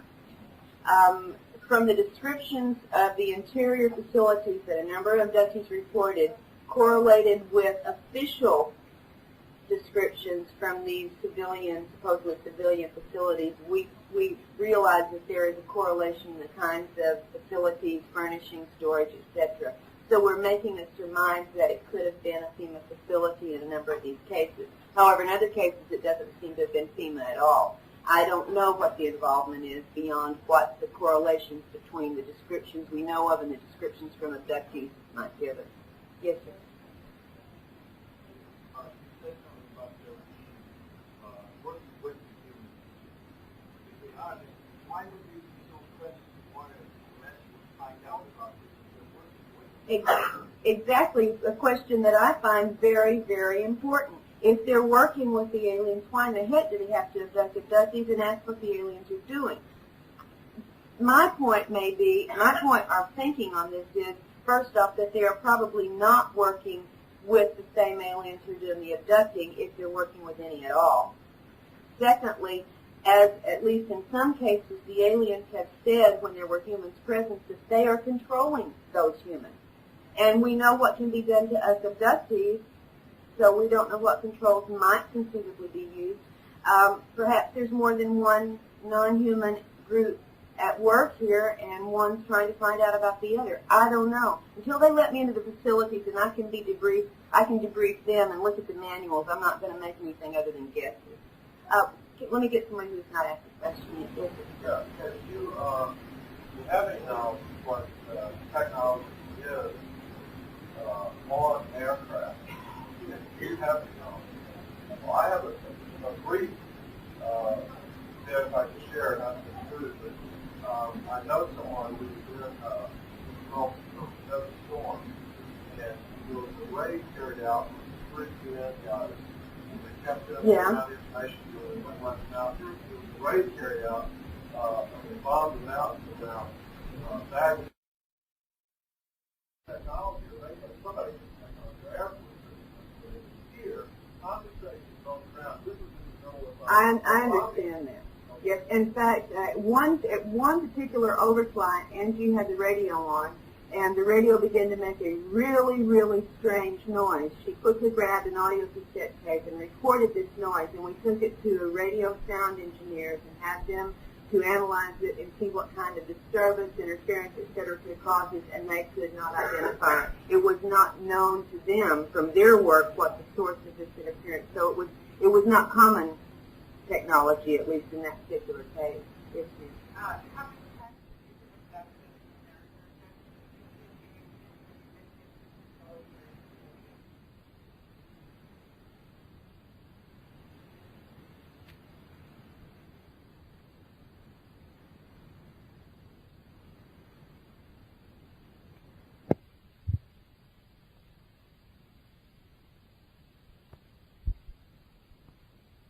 them since I was 5 years old, but didn't know what they were. They would seem to have been very sporadic since I was 5 until the 1987 period where we had a year and a half of hell, and they were as frequent. One time, in fact, when I got involved with some other abductees after we had gotten through this initial phase of making contact, there was one particular one who would call me for support, and he said, encounters a couple or 2 or 3 times a week for a while, and I didn't believe him. I just said, Fred, they just can't be doing that. I mean, they can't just be having all these people dealing with just you. I mean, I think you're making some of this up. And for 14 nights running, I was abducted after that. To show me, I guess, they can mess with you every night if they want to. Normally, however, after that year and a half period, the activity that we were aware of waned, where we would have something maybe every 7 or 8 months. The most recent time I have consciously seen an entity in the house was in November. And it was one of November, and it was one of the hooded entities, and it was on my husband's side of the bed.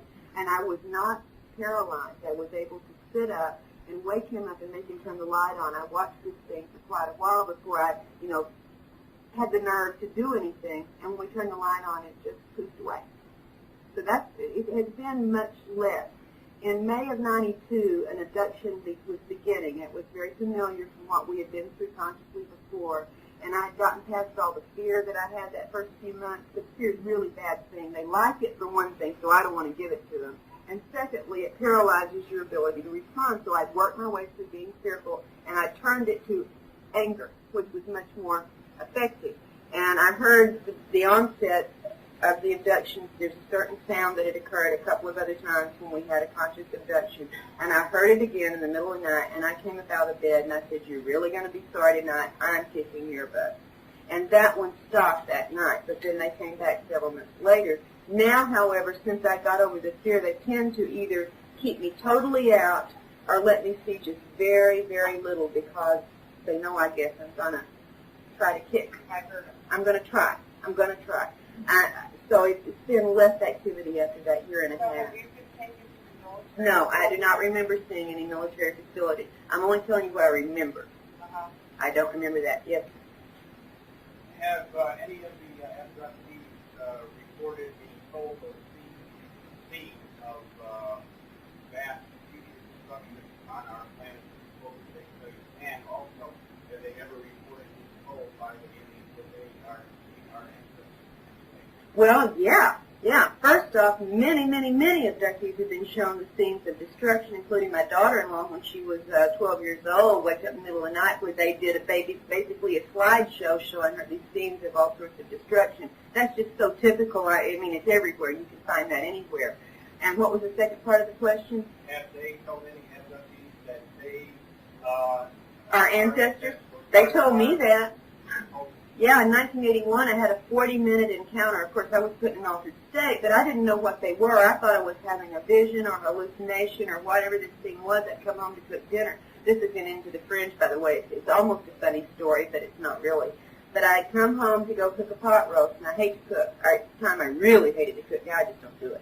But I was going home to cook, and I'd left the neighbors and gone into the back of the 5-acre farm where we live. And walking toward the back of the house, I hit something that felt like an electric force field. And it was not it was not painful, it was just shocking, and I started moving real slow with the controls that hit. And everything I saw had a little glowy, shimmering color thing coming off of it, everything. And I looked up, and under the big cedar tree behind our house, were these four entities about my size. They looked like human outlines of shadows. You could see almost through them, no facial features. They were standing side by side. The one on the end had his arm out at me, and they mentally started talking to me, telling me that they loved me, they were my ancestors, how good it was to see me. I thought I was having a hallucination. Okay, I did not take these things literally real. I moved slowly toward them. They came and circled around me, and they started, their hands started like moving like this, about 6 or 8 inches around my body. And I said, what are you doing? And they said, we're just checking to make sure the knowledge being planted. And I took the word as pocket. In your pocket is set to activate or go off at the right time. And I said, what are you talking about? They said, we put all of our ancestral knowledge in here, and you can tap into it. And I think I'm having hallucinations, so I don't take it seriously. And I started joking, and I said, well, surely one of my ancestors somewhere along the line was a good cook. Can you tap that open? And they said yes, and I said, well, basically it's been fun talking. I got to go in and cook dinner. They came in the house with me. Everything was still under the glow. I was still under the controls. I went in the bathroom, washed my hands. The soap had the glow. The toilet had the glow. Everything had the glow. Came back in the kitchen. And I perceived, although they were identical, I perceived 2 as male and 2 as female. And the 2 males stood beside the stove and directed me through every single step of cooking the process. The 2 I perceived as females stayed behind me, and I would try to turn to see what they were doing, but I couldn't turn. And at one point, they got up behind my neck, and they were making a buzzing, mumbling noise that was really irritating to me, and I asked the 2 I could see, I said, what are they doing? I couldn't turn. And I said, oh, they're just giving me instructions. Don't pay any attention. You just keep cooking. And I remembered all the way through getting this pot roast onto the stove, and then there was a gap in my memory. And the next thing I remember is it's been 40 minutes since I walked into the back of my yard and saw them, and I'm sitting at the table. The pot roast is boiling away. There's no aliens. There's no glow. There's no anything. And my husband came home from work, and I said, you would not believe the vision I had today. And I told him about this weird vision thing. And 20 minutes or so later, my son came home, and I told him about it, and my husband noticed that I had already forgotten a number of details by the time 20 minutes had passed. Did they go one step further and tell you or any other ancestor who created them? No, not me. Yes. And how about the origin of the human race on our earth? No, and if they did tell me, I wouldn't believe them. I tell you, they give so much alien lore that you can't check out. I mean, you remember back when they first started having contact with people in the 50s, they said, where are you from? Oh, we're from the moon, and we're from Mars, we're from Venus.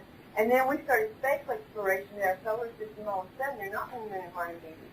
They're from Orion or Arcturus, somewhere we haven't got yet. It's always somewhere we haven't got yet. There's just too many stories, and I know they have lied in many, many cases, so I would believe them if they told me. I don't believe they were my ancestors, maybe true. Towards the end of the tooth, and that is going to help them break control, but I don't know of any fail-safe way to do it. Is somebody ready? Go ahead. Yes, ma'am. Stories about alien underground facilities, I've just heard the same stories you have. We did make a trip back in '89 to Dulce when we had heard about all this stuff to see if we could find anything, being intrepid explorers like we were. And we talked to the local population, the ones who would talk to us, and they laughed about it. They said there was nothing there. And we drove all the way around the Archuleta Mesa, and we never had anybody chase us or saw any weird craft or anything like that. So I don't know. It's just one of those rumors. You want rumors? We got rumors. Okay. Yes. With your knowledge, with your family and the other people, more and more people seem to be coming out. About what percentage of the population feel they have had contact from the percentage of people that you know? You know 100 people and half of them, 100%? Well, there's some reasons I'm real hesitant to get into numbers or percentages. One of the reasons is that for every person who talks, I have a feeling from what we have gleaned that there may be 50 or 100 who aren't. Okay? So I can't judge from I can't make a good judgment from the ones who've talked. I don't have a clue how many people may be involved. We know it clusters in family groups. We know it's transgenerational. the first thing you do when a new person comes to you that thinks they've had experiences is you go talk to the rest of the family, and 9 times out of 10 you're going to find other members who've had it. So you extrapolate the numbers. You know what the Roper poll has shown. You know what the other abductee researchers have shown. It would just be a guess, a basic guess. Yes, ma'am. When you use the word under the control, were you suggesting an implant in you or talking about what she was talking No, about? The grip of that movie or what? I felt like it was an external control, like I walked into a field that once I hit this field, whatever control was exerted was being exerted. This has happened to other people as well. In fact, in the book I talk about a situation, and in the fringe, which I don't sell because I don't own the book, talk about a situation when my son and his fiance drove up to the farm because we'd moved out after this point and they were living there. And they drove up to an area where this field seemed to come into the car. And it passed basically between the passenger and the driver's seat and took control of my son. In fact, pushed him off and took control of him. So I don't know, but I do know I was abducted in the mid-1970s in the daytime in my car off Interstate 20. And I remember having something done that was inserted into my ear, but I thought they were putting in something, taking something out of it, examining it. I don't know. So I don't know. I've never had anything show up on X-ray. Now, my mother-in-law, on the other hand, who I said has had experiences before my husband was born and afterwards, was having back problems about 3 years ago, and they were talking surgery. And we said, before you do surgery, you might want to check the chiropractor out. You know, it's a little less dramatic. And finally convinced to go to a chiropractor. And when they first get a patient, they do a head-to-toe X-ray. And when I went back with her for the X-ray analysis, and when we came in, the doctor said, Ms. Turner, you didn't tell me you had brain surgery. And Ms. Turner said, I haven't had brain surgery. He said, oh, yes, you have. And she said, oh, no, I haven't. And he showed her on the X-ray a healed incision into the area over what we call the third eye and the forehead. On another case, Beth in the book, the one from Puerto Rico, when her family was abducted in 1978, she suffered a number of physical symptoms, including the rash, the hair loss, the nausea, and eye problems. And she was like 28 years old, and the eye problems got so bad she had to have surgery. And when she went in to have surgery, the doctor said, you didn't tell me you'd already had eye surgery. And of course she hadn't. My husband just had a root canal a month and a half ago. When he went in to do the x-rays for the root canal, the dentist came out and said, I want to do those x-rays again. Something's really weird here, and I don't understand it. And did the second set and got the same thing. One of the teeth. I mean, teeth are another part. We could talk a whole day about abductees and teeth. But this one was one of the back molars, he said, apparently had been sawn cleanly through and then somehow fused back together, and the saw line was still all the way through the tooth. So he had never seen that before. Didn't understand how that had happened. So, yeah, there's some kinds of, we just don't remember certain things. That doesn't mean we don't have the physical effects of having had it happen. Yeah. Are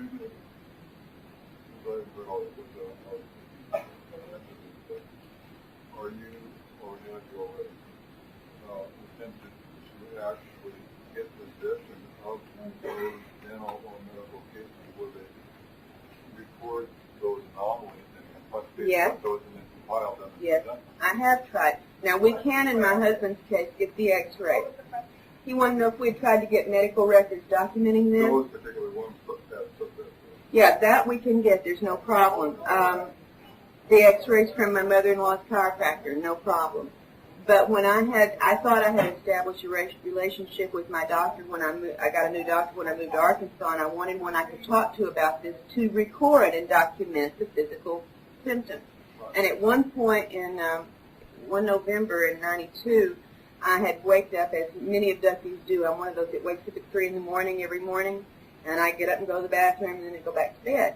And I'd got up at 3 in the morning, gone to the bathroom, everything's fine, went back to bed, and I woke up at 7 in the morning and went to the bathroom and almost, launched off the toilet because there was something excruciatingly painful happening.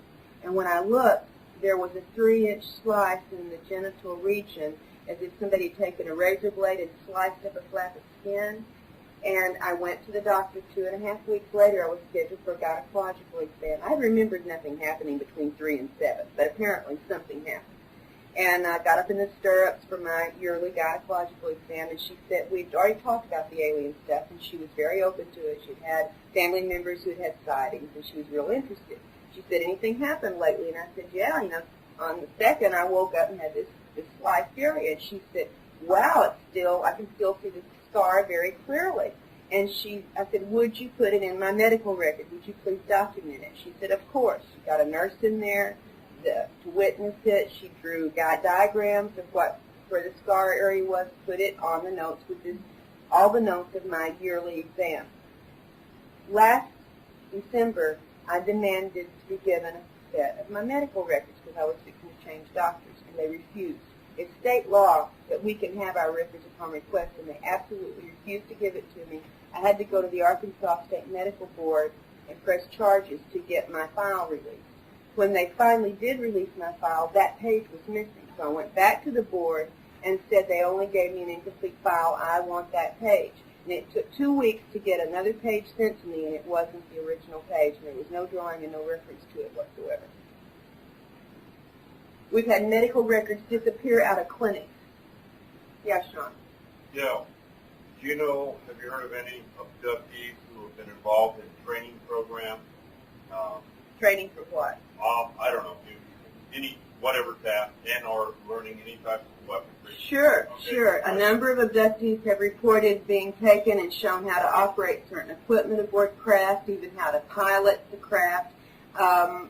They've been trained in a number of other ways, now not about weaponry perhaps, but one of the most weird stories as far as training goes involves one of these underground facilities in human and alien people. 3 women, a nurse, a teacher, and a therapist who were friends from Oklahoma were making a trip together to Arizona several years back. This is one of Barbara's cases. And they were suddenly compelled for no good reason to get off the interstate and take an obscure little road out in the middle of nowhere. And when they did, they came to a really little weird gas station, grocery store little thing. And they went inside. One of them had to go to the bathroom. And the other 2 were trying to find something to eat, but it was really weird. There were shelves. There might be a can here and a can there, but it wasn't really stocked like a store. And the woman was a very long time in the bathroom. When she finally came out, like 30 minutes later, they got in the car to leave, and they couldn't talk. I mean, they couldn't talk. They could just burble. And this went on for about an hour, and then when they finally were able to talk again, they couldn't make sense when they talked. Like one of them wanted to say, I wondered what happened to us, and what she would say was something like, your foot is blue. It just took for a while before they got their verbal skills back. They knew something had happened. One of them had already had abduction experiences, so when they got back from the trip in Arizona, one of them went to Barbara and had regression work. What came out of that was so extraordinary that they made plans for the other 2 to come. They kept the information separately, and all 3 women went through regressions eventually.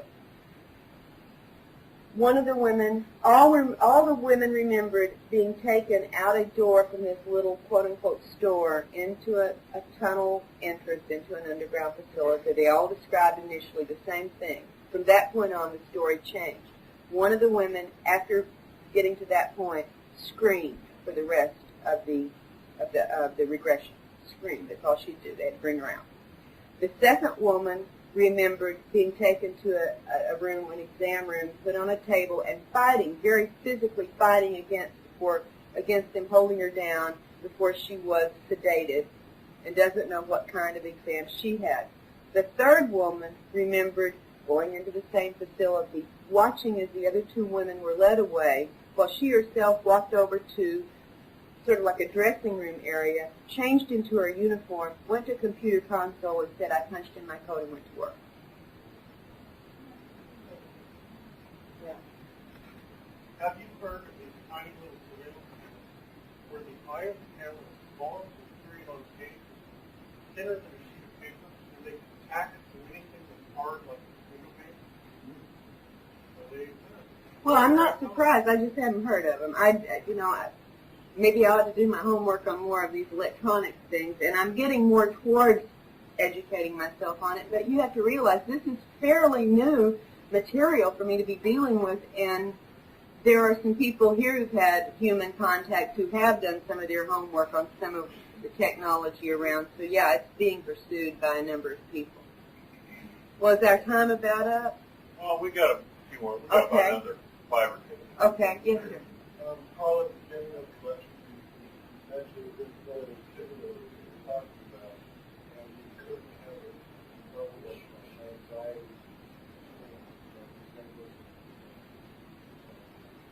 Well, please don't, let me stop you there. Please don't be anxious and please don't be afraid.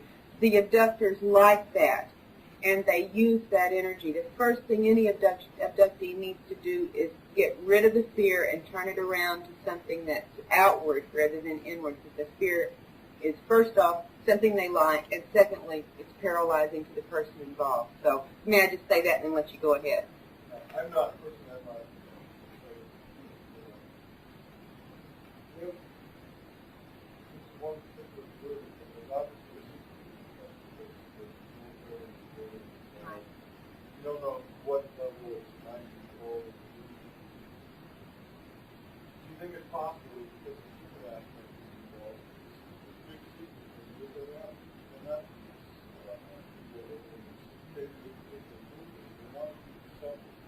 they want to still annoy it and just come around and be More open?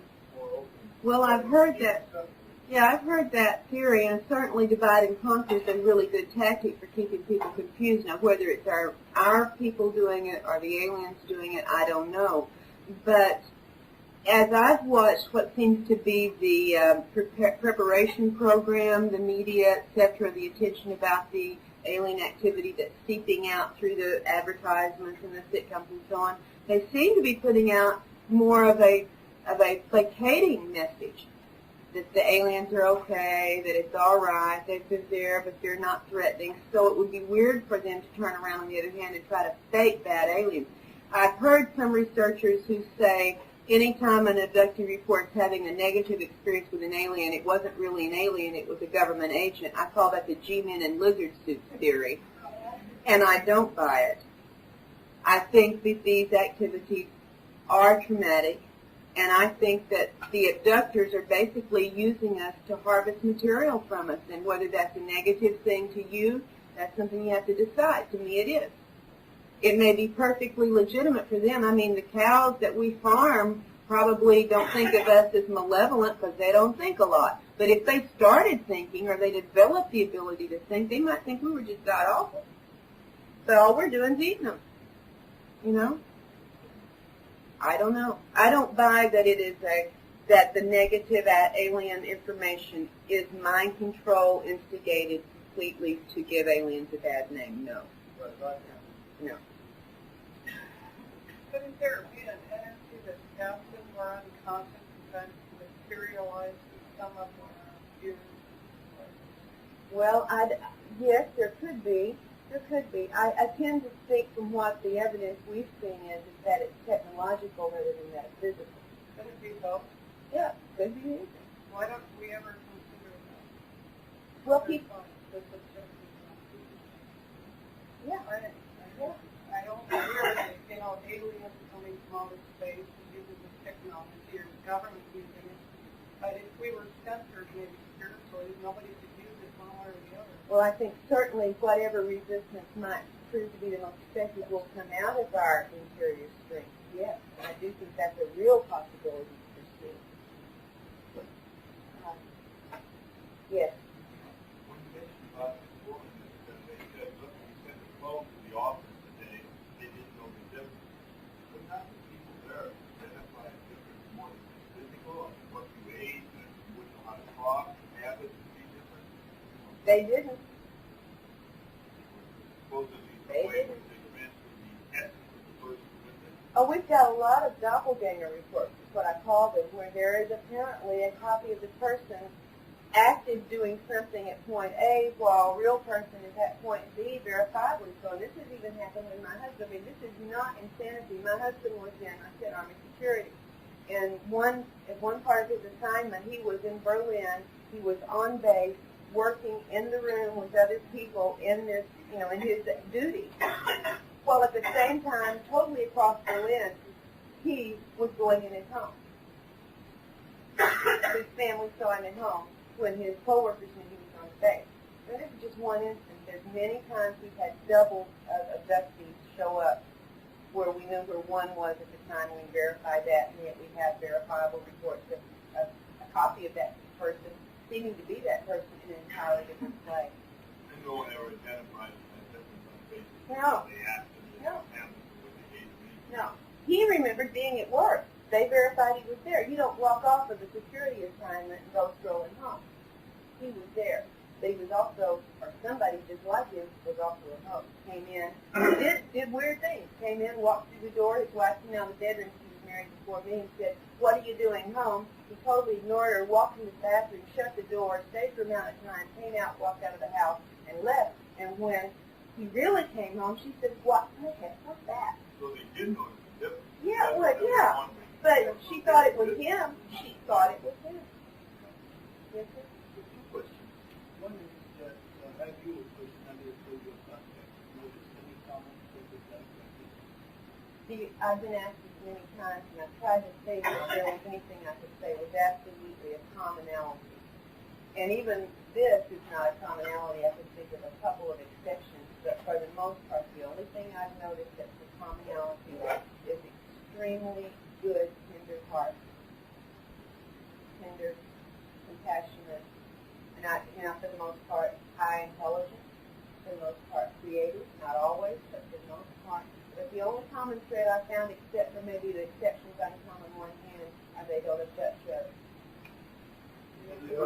They don't abduct jerks, for the most part. One more question. They can make the double system. Why do they need all this flash? Okay. This gentleman asked an important question. It will be the last one I think we have time for. He said if they can make bodies, grow bodies, clone bodies, everything with such effectiveness, why would they need our bodies like in these processes? Well, remember I said I'm not sure these plants exist. They could be virtual realities, and they could be showing us these movies to manipulate our thinking in certain ways or for fear in certain ways, so it could just be a movie. If, in fact, they do exist, however, perhaps, as in Ted's case, where we've done some more work that we talk about in the book that I didn't go into today, his theory on this is that periodically abductees may be cloned more than once, because what he picked up from this process when he was going through this is that, yes, they can grow physical bodies, no doubt about it. But the body that has not had the soul energy in it is like bread without yeast or soda without fizz. It's just not as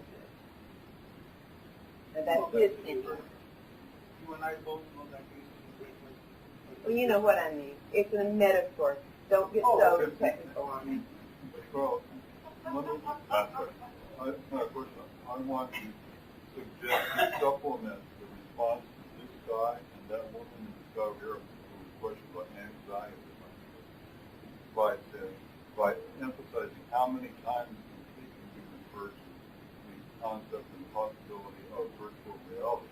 Very, I always going into the whole story about the possibility. There's actually a disclaimer about these scenarios. Right. I don't say these are physically real places.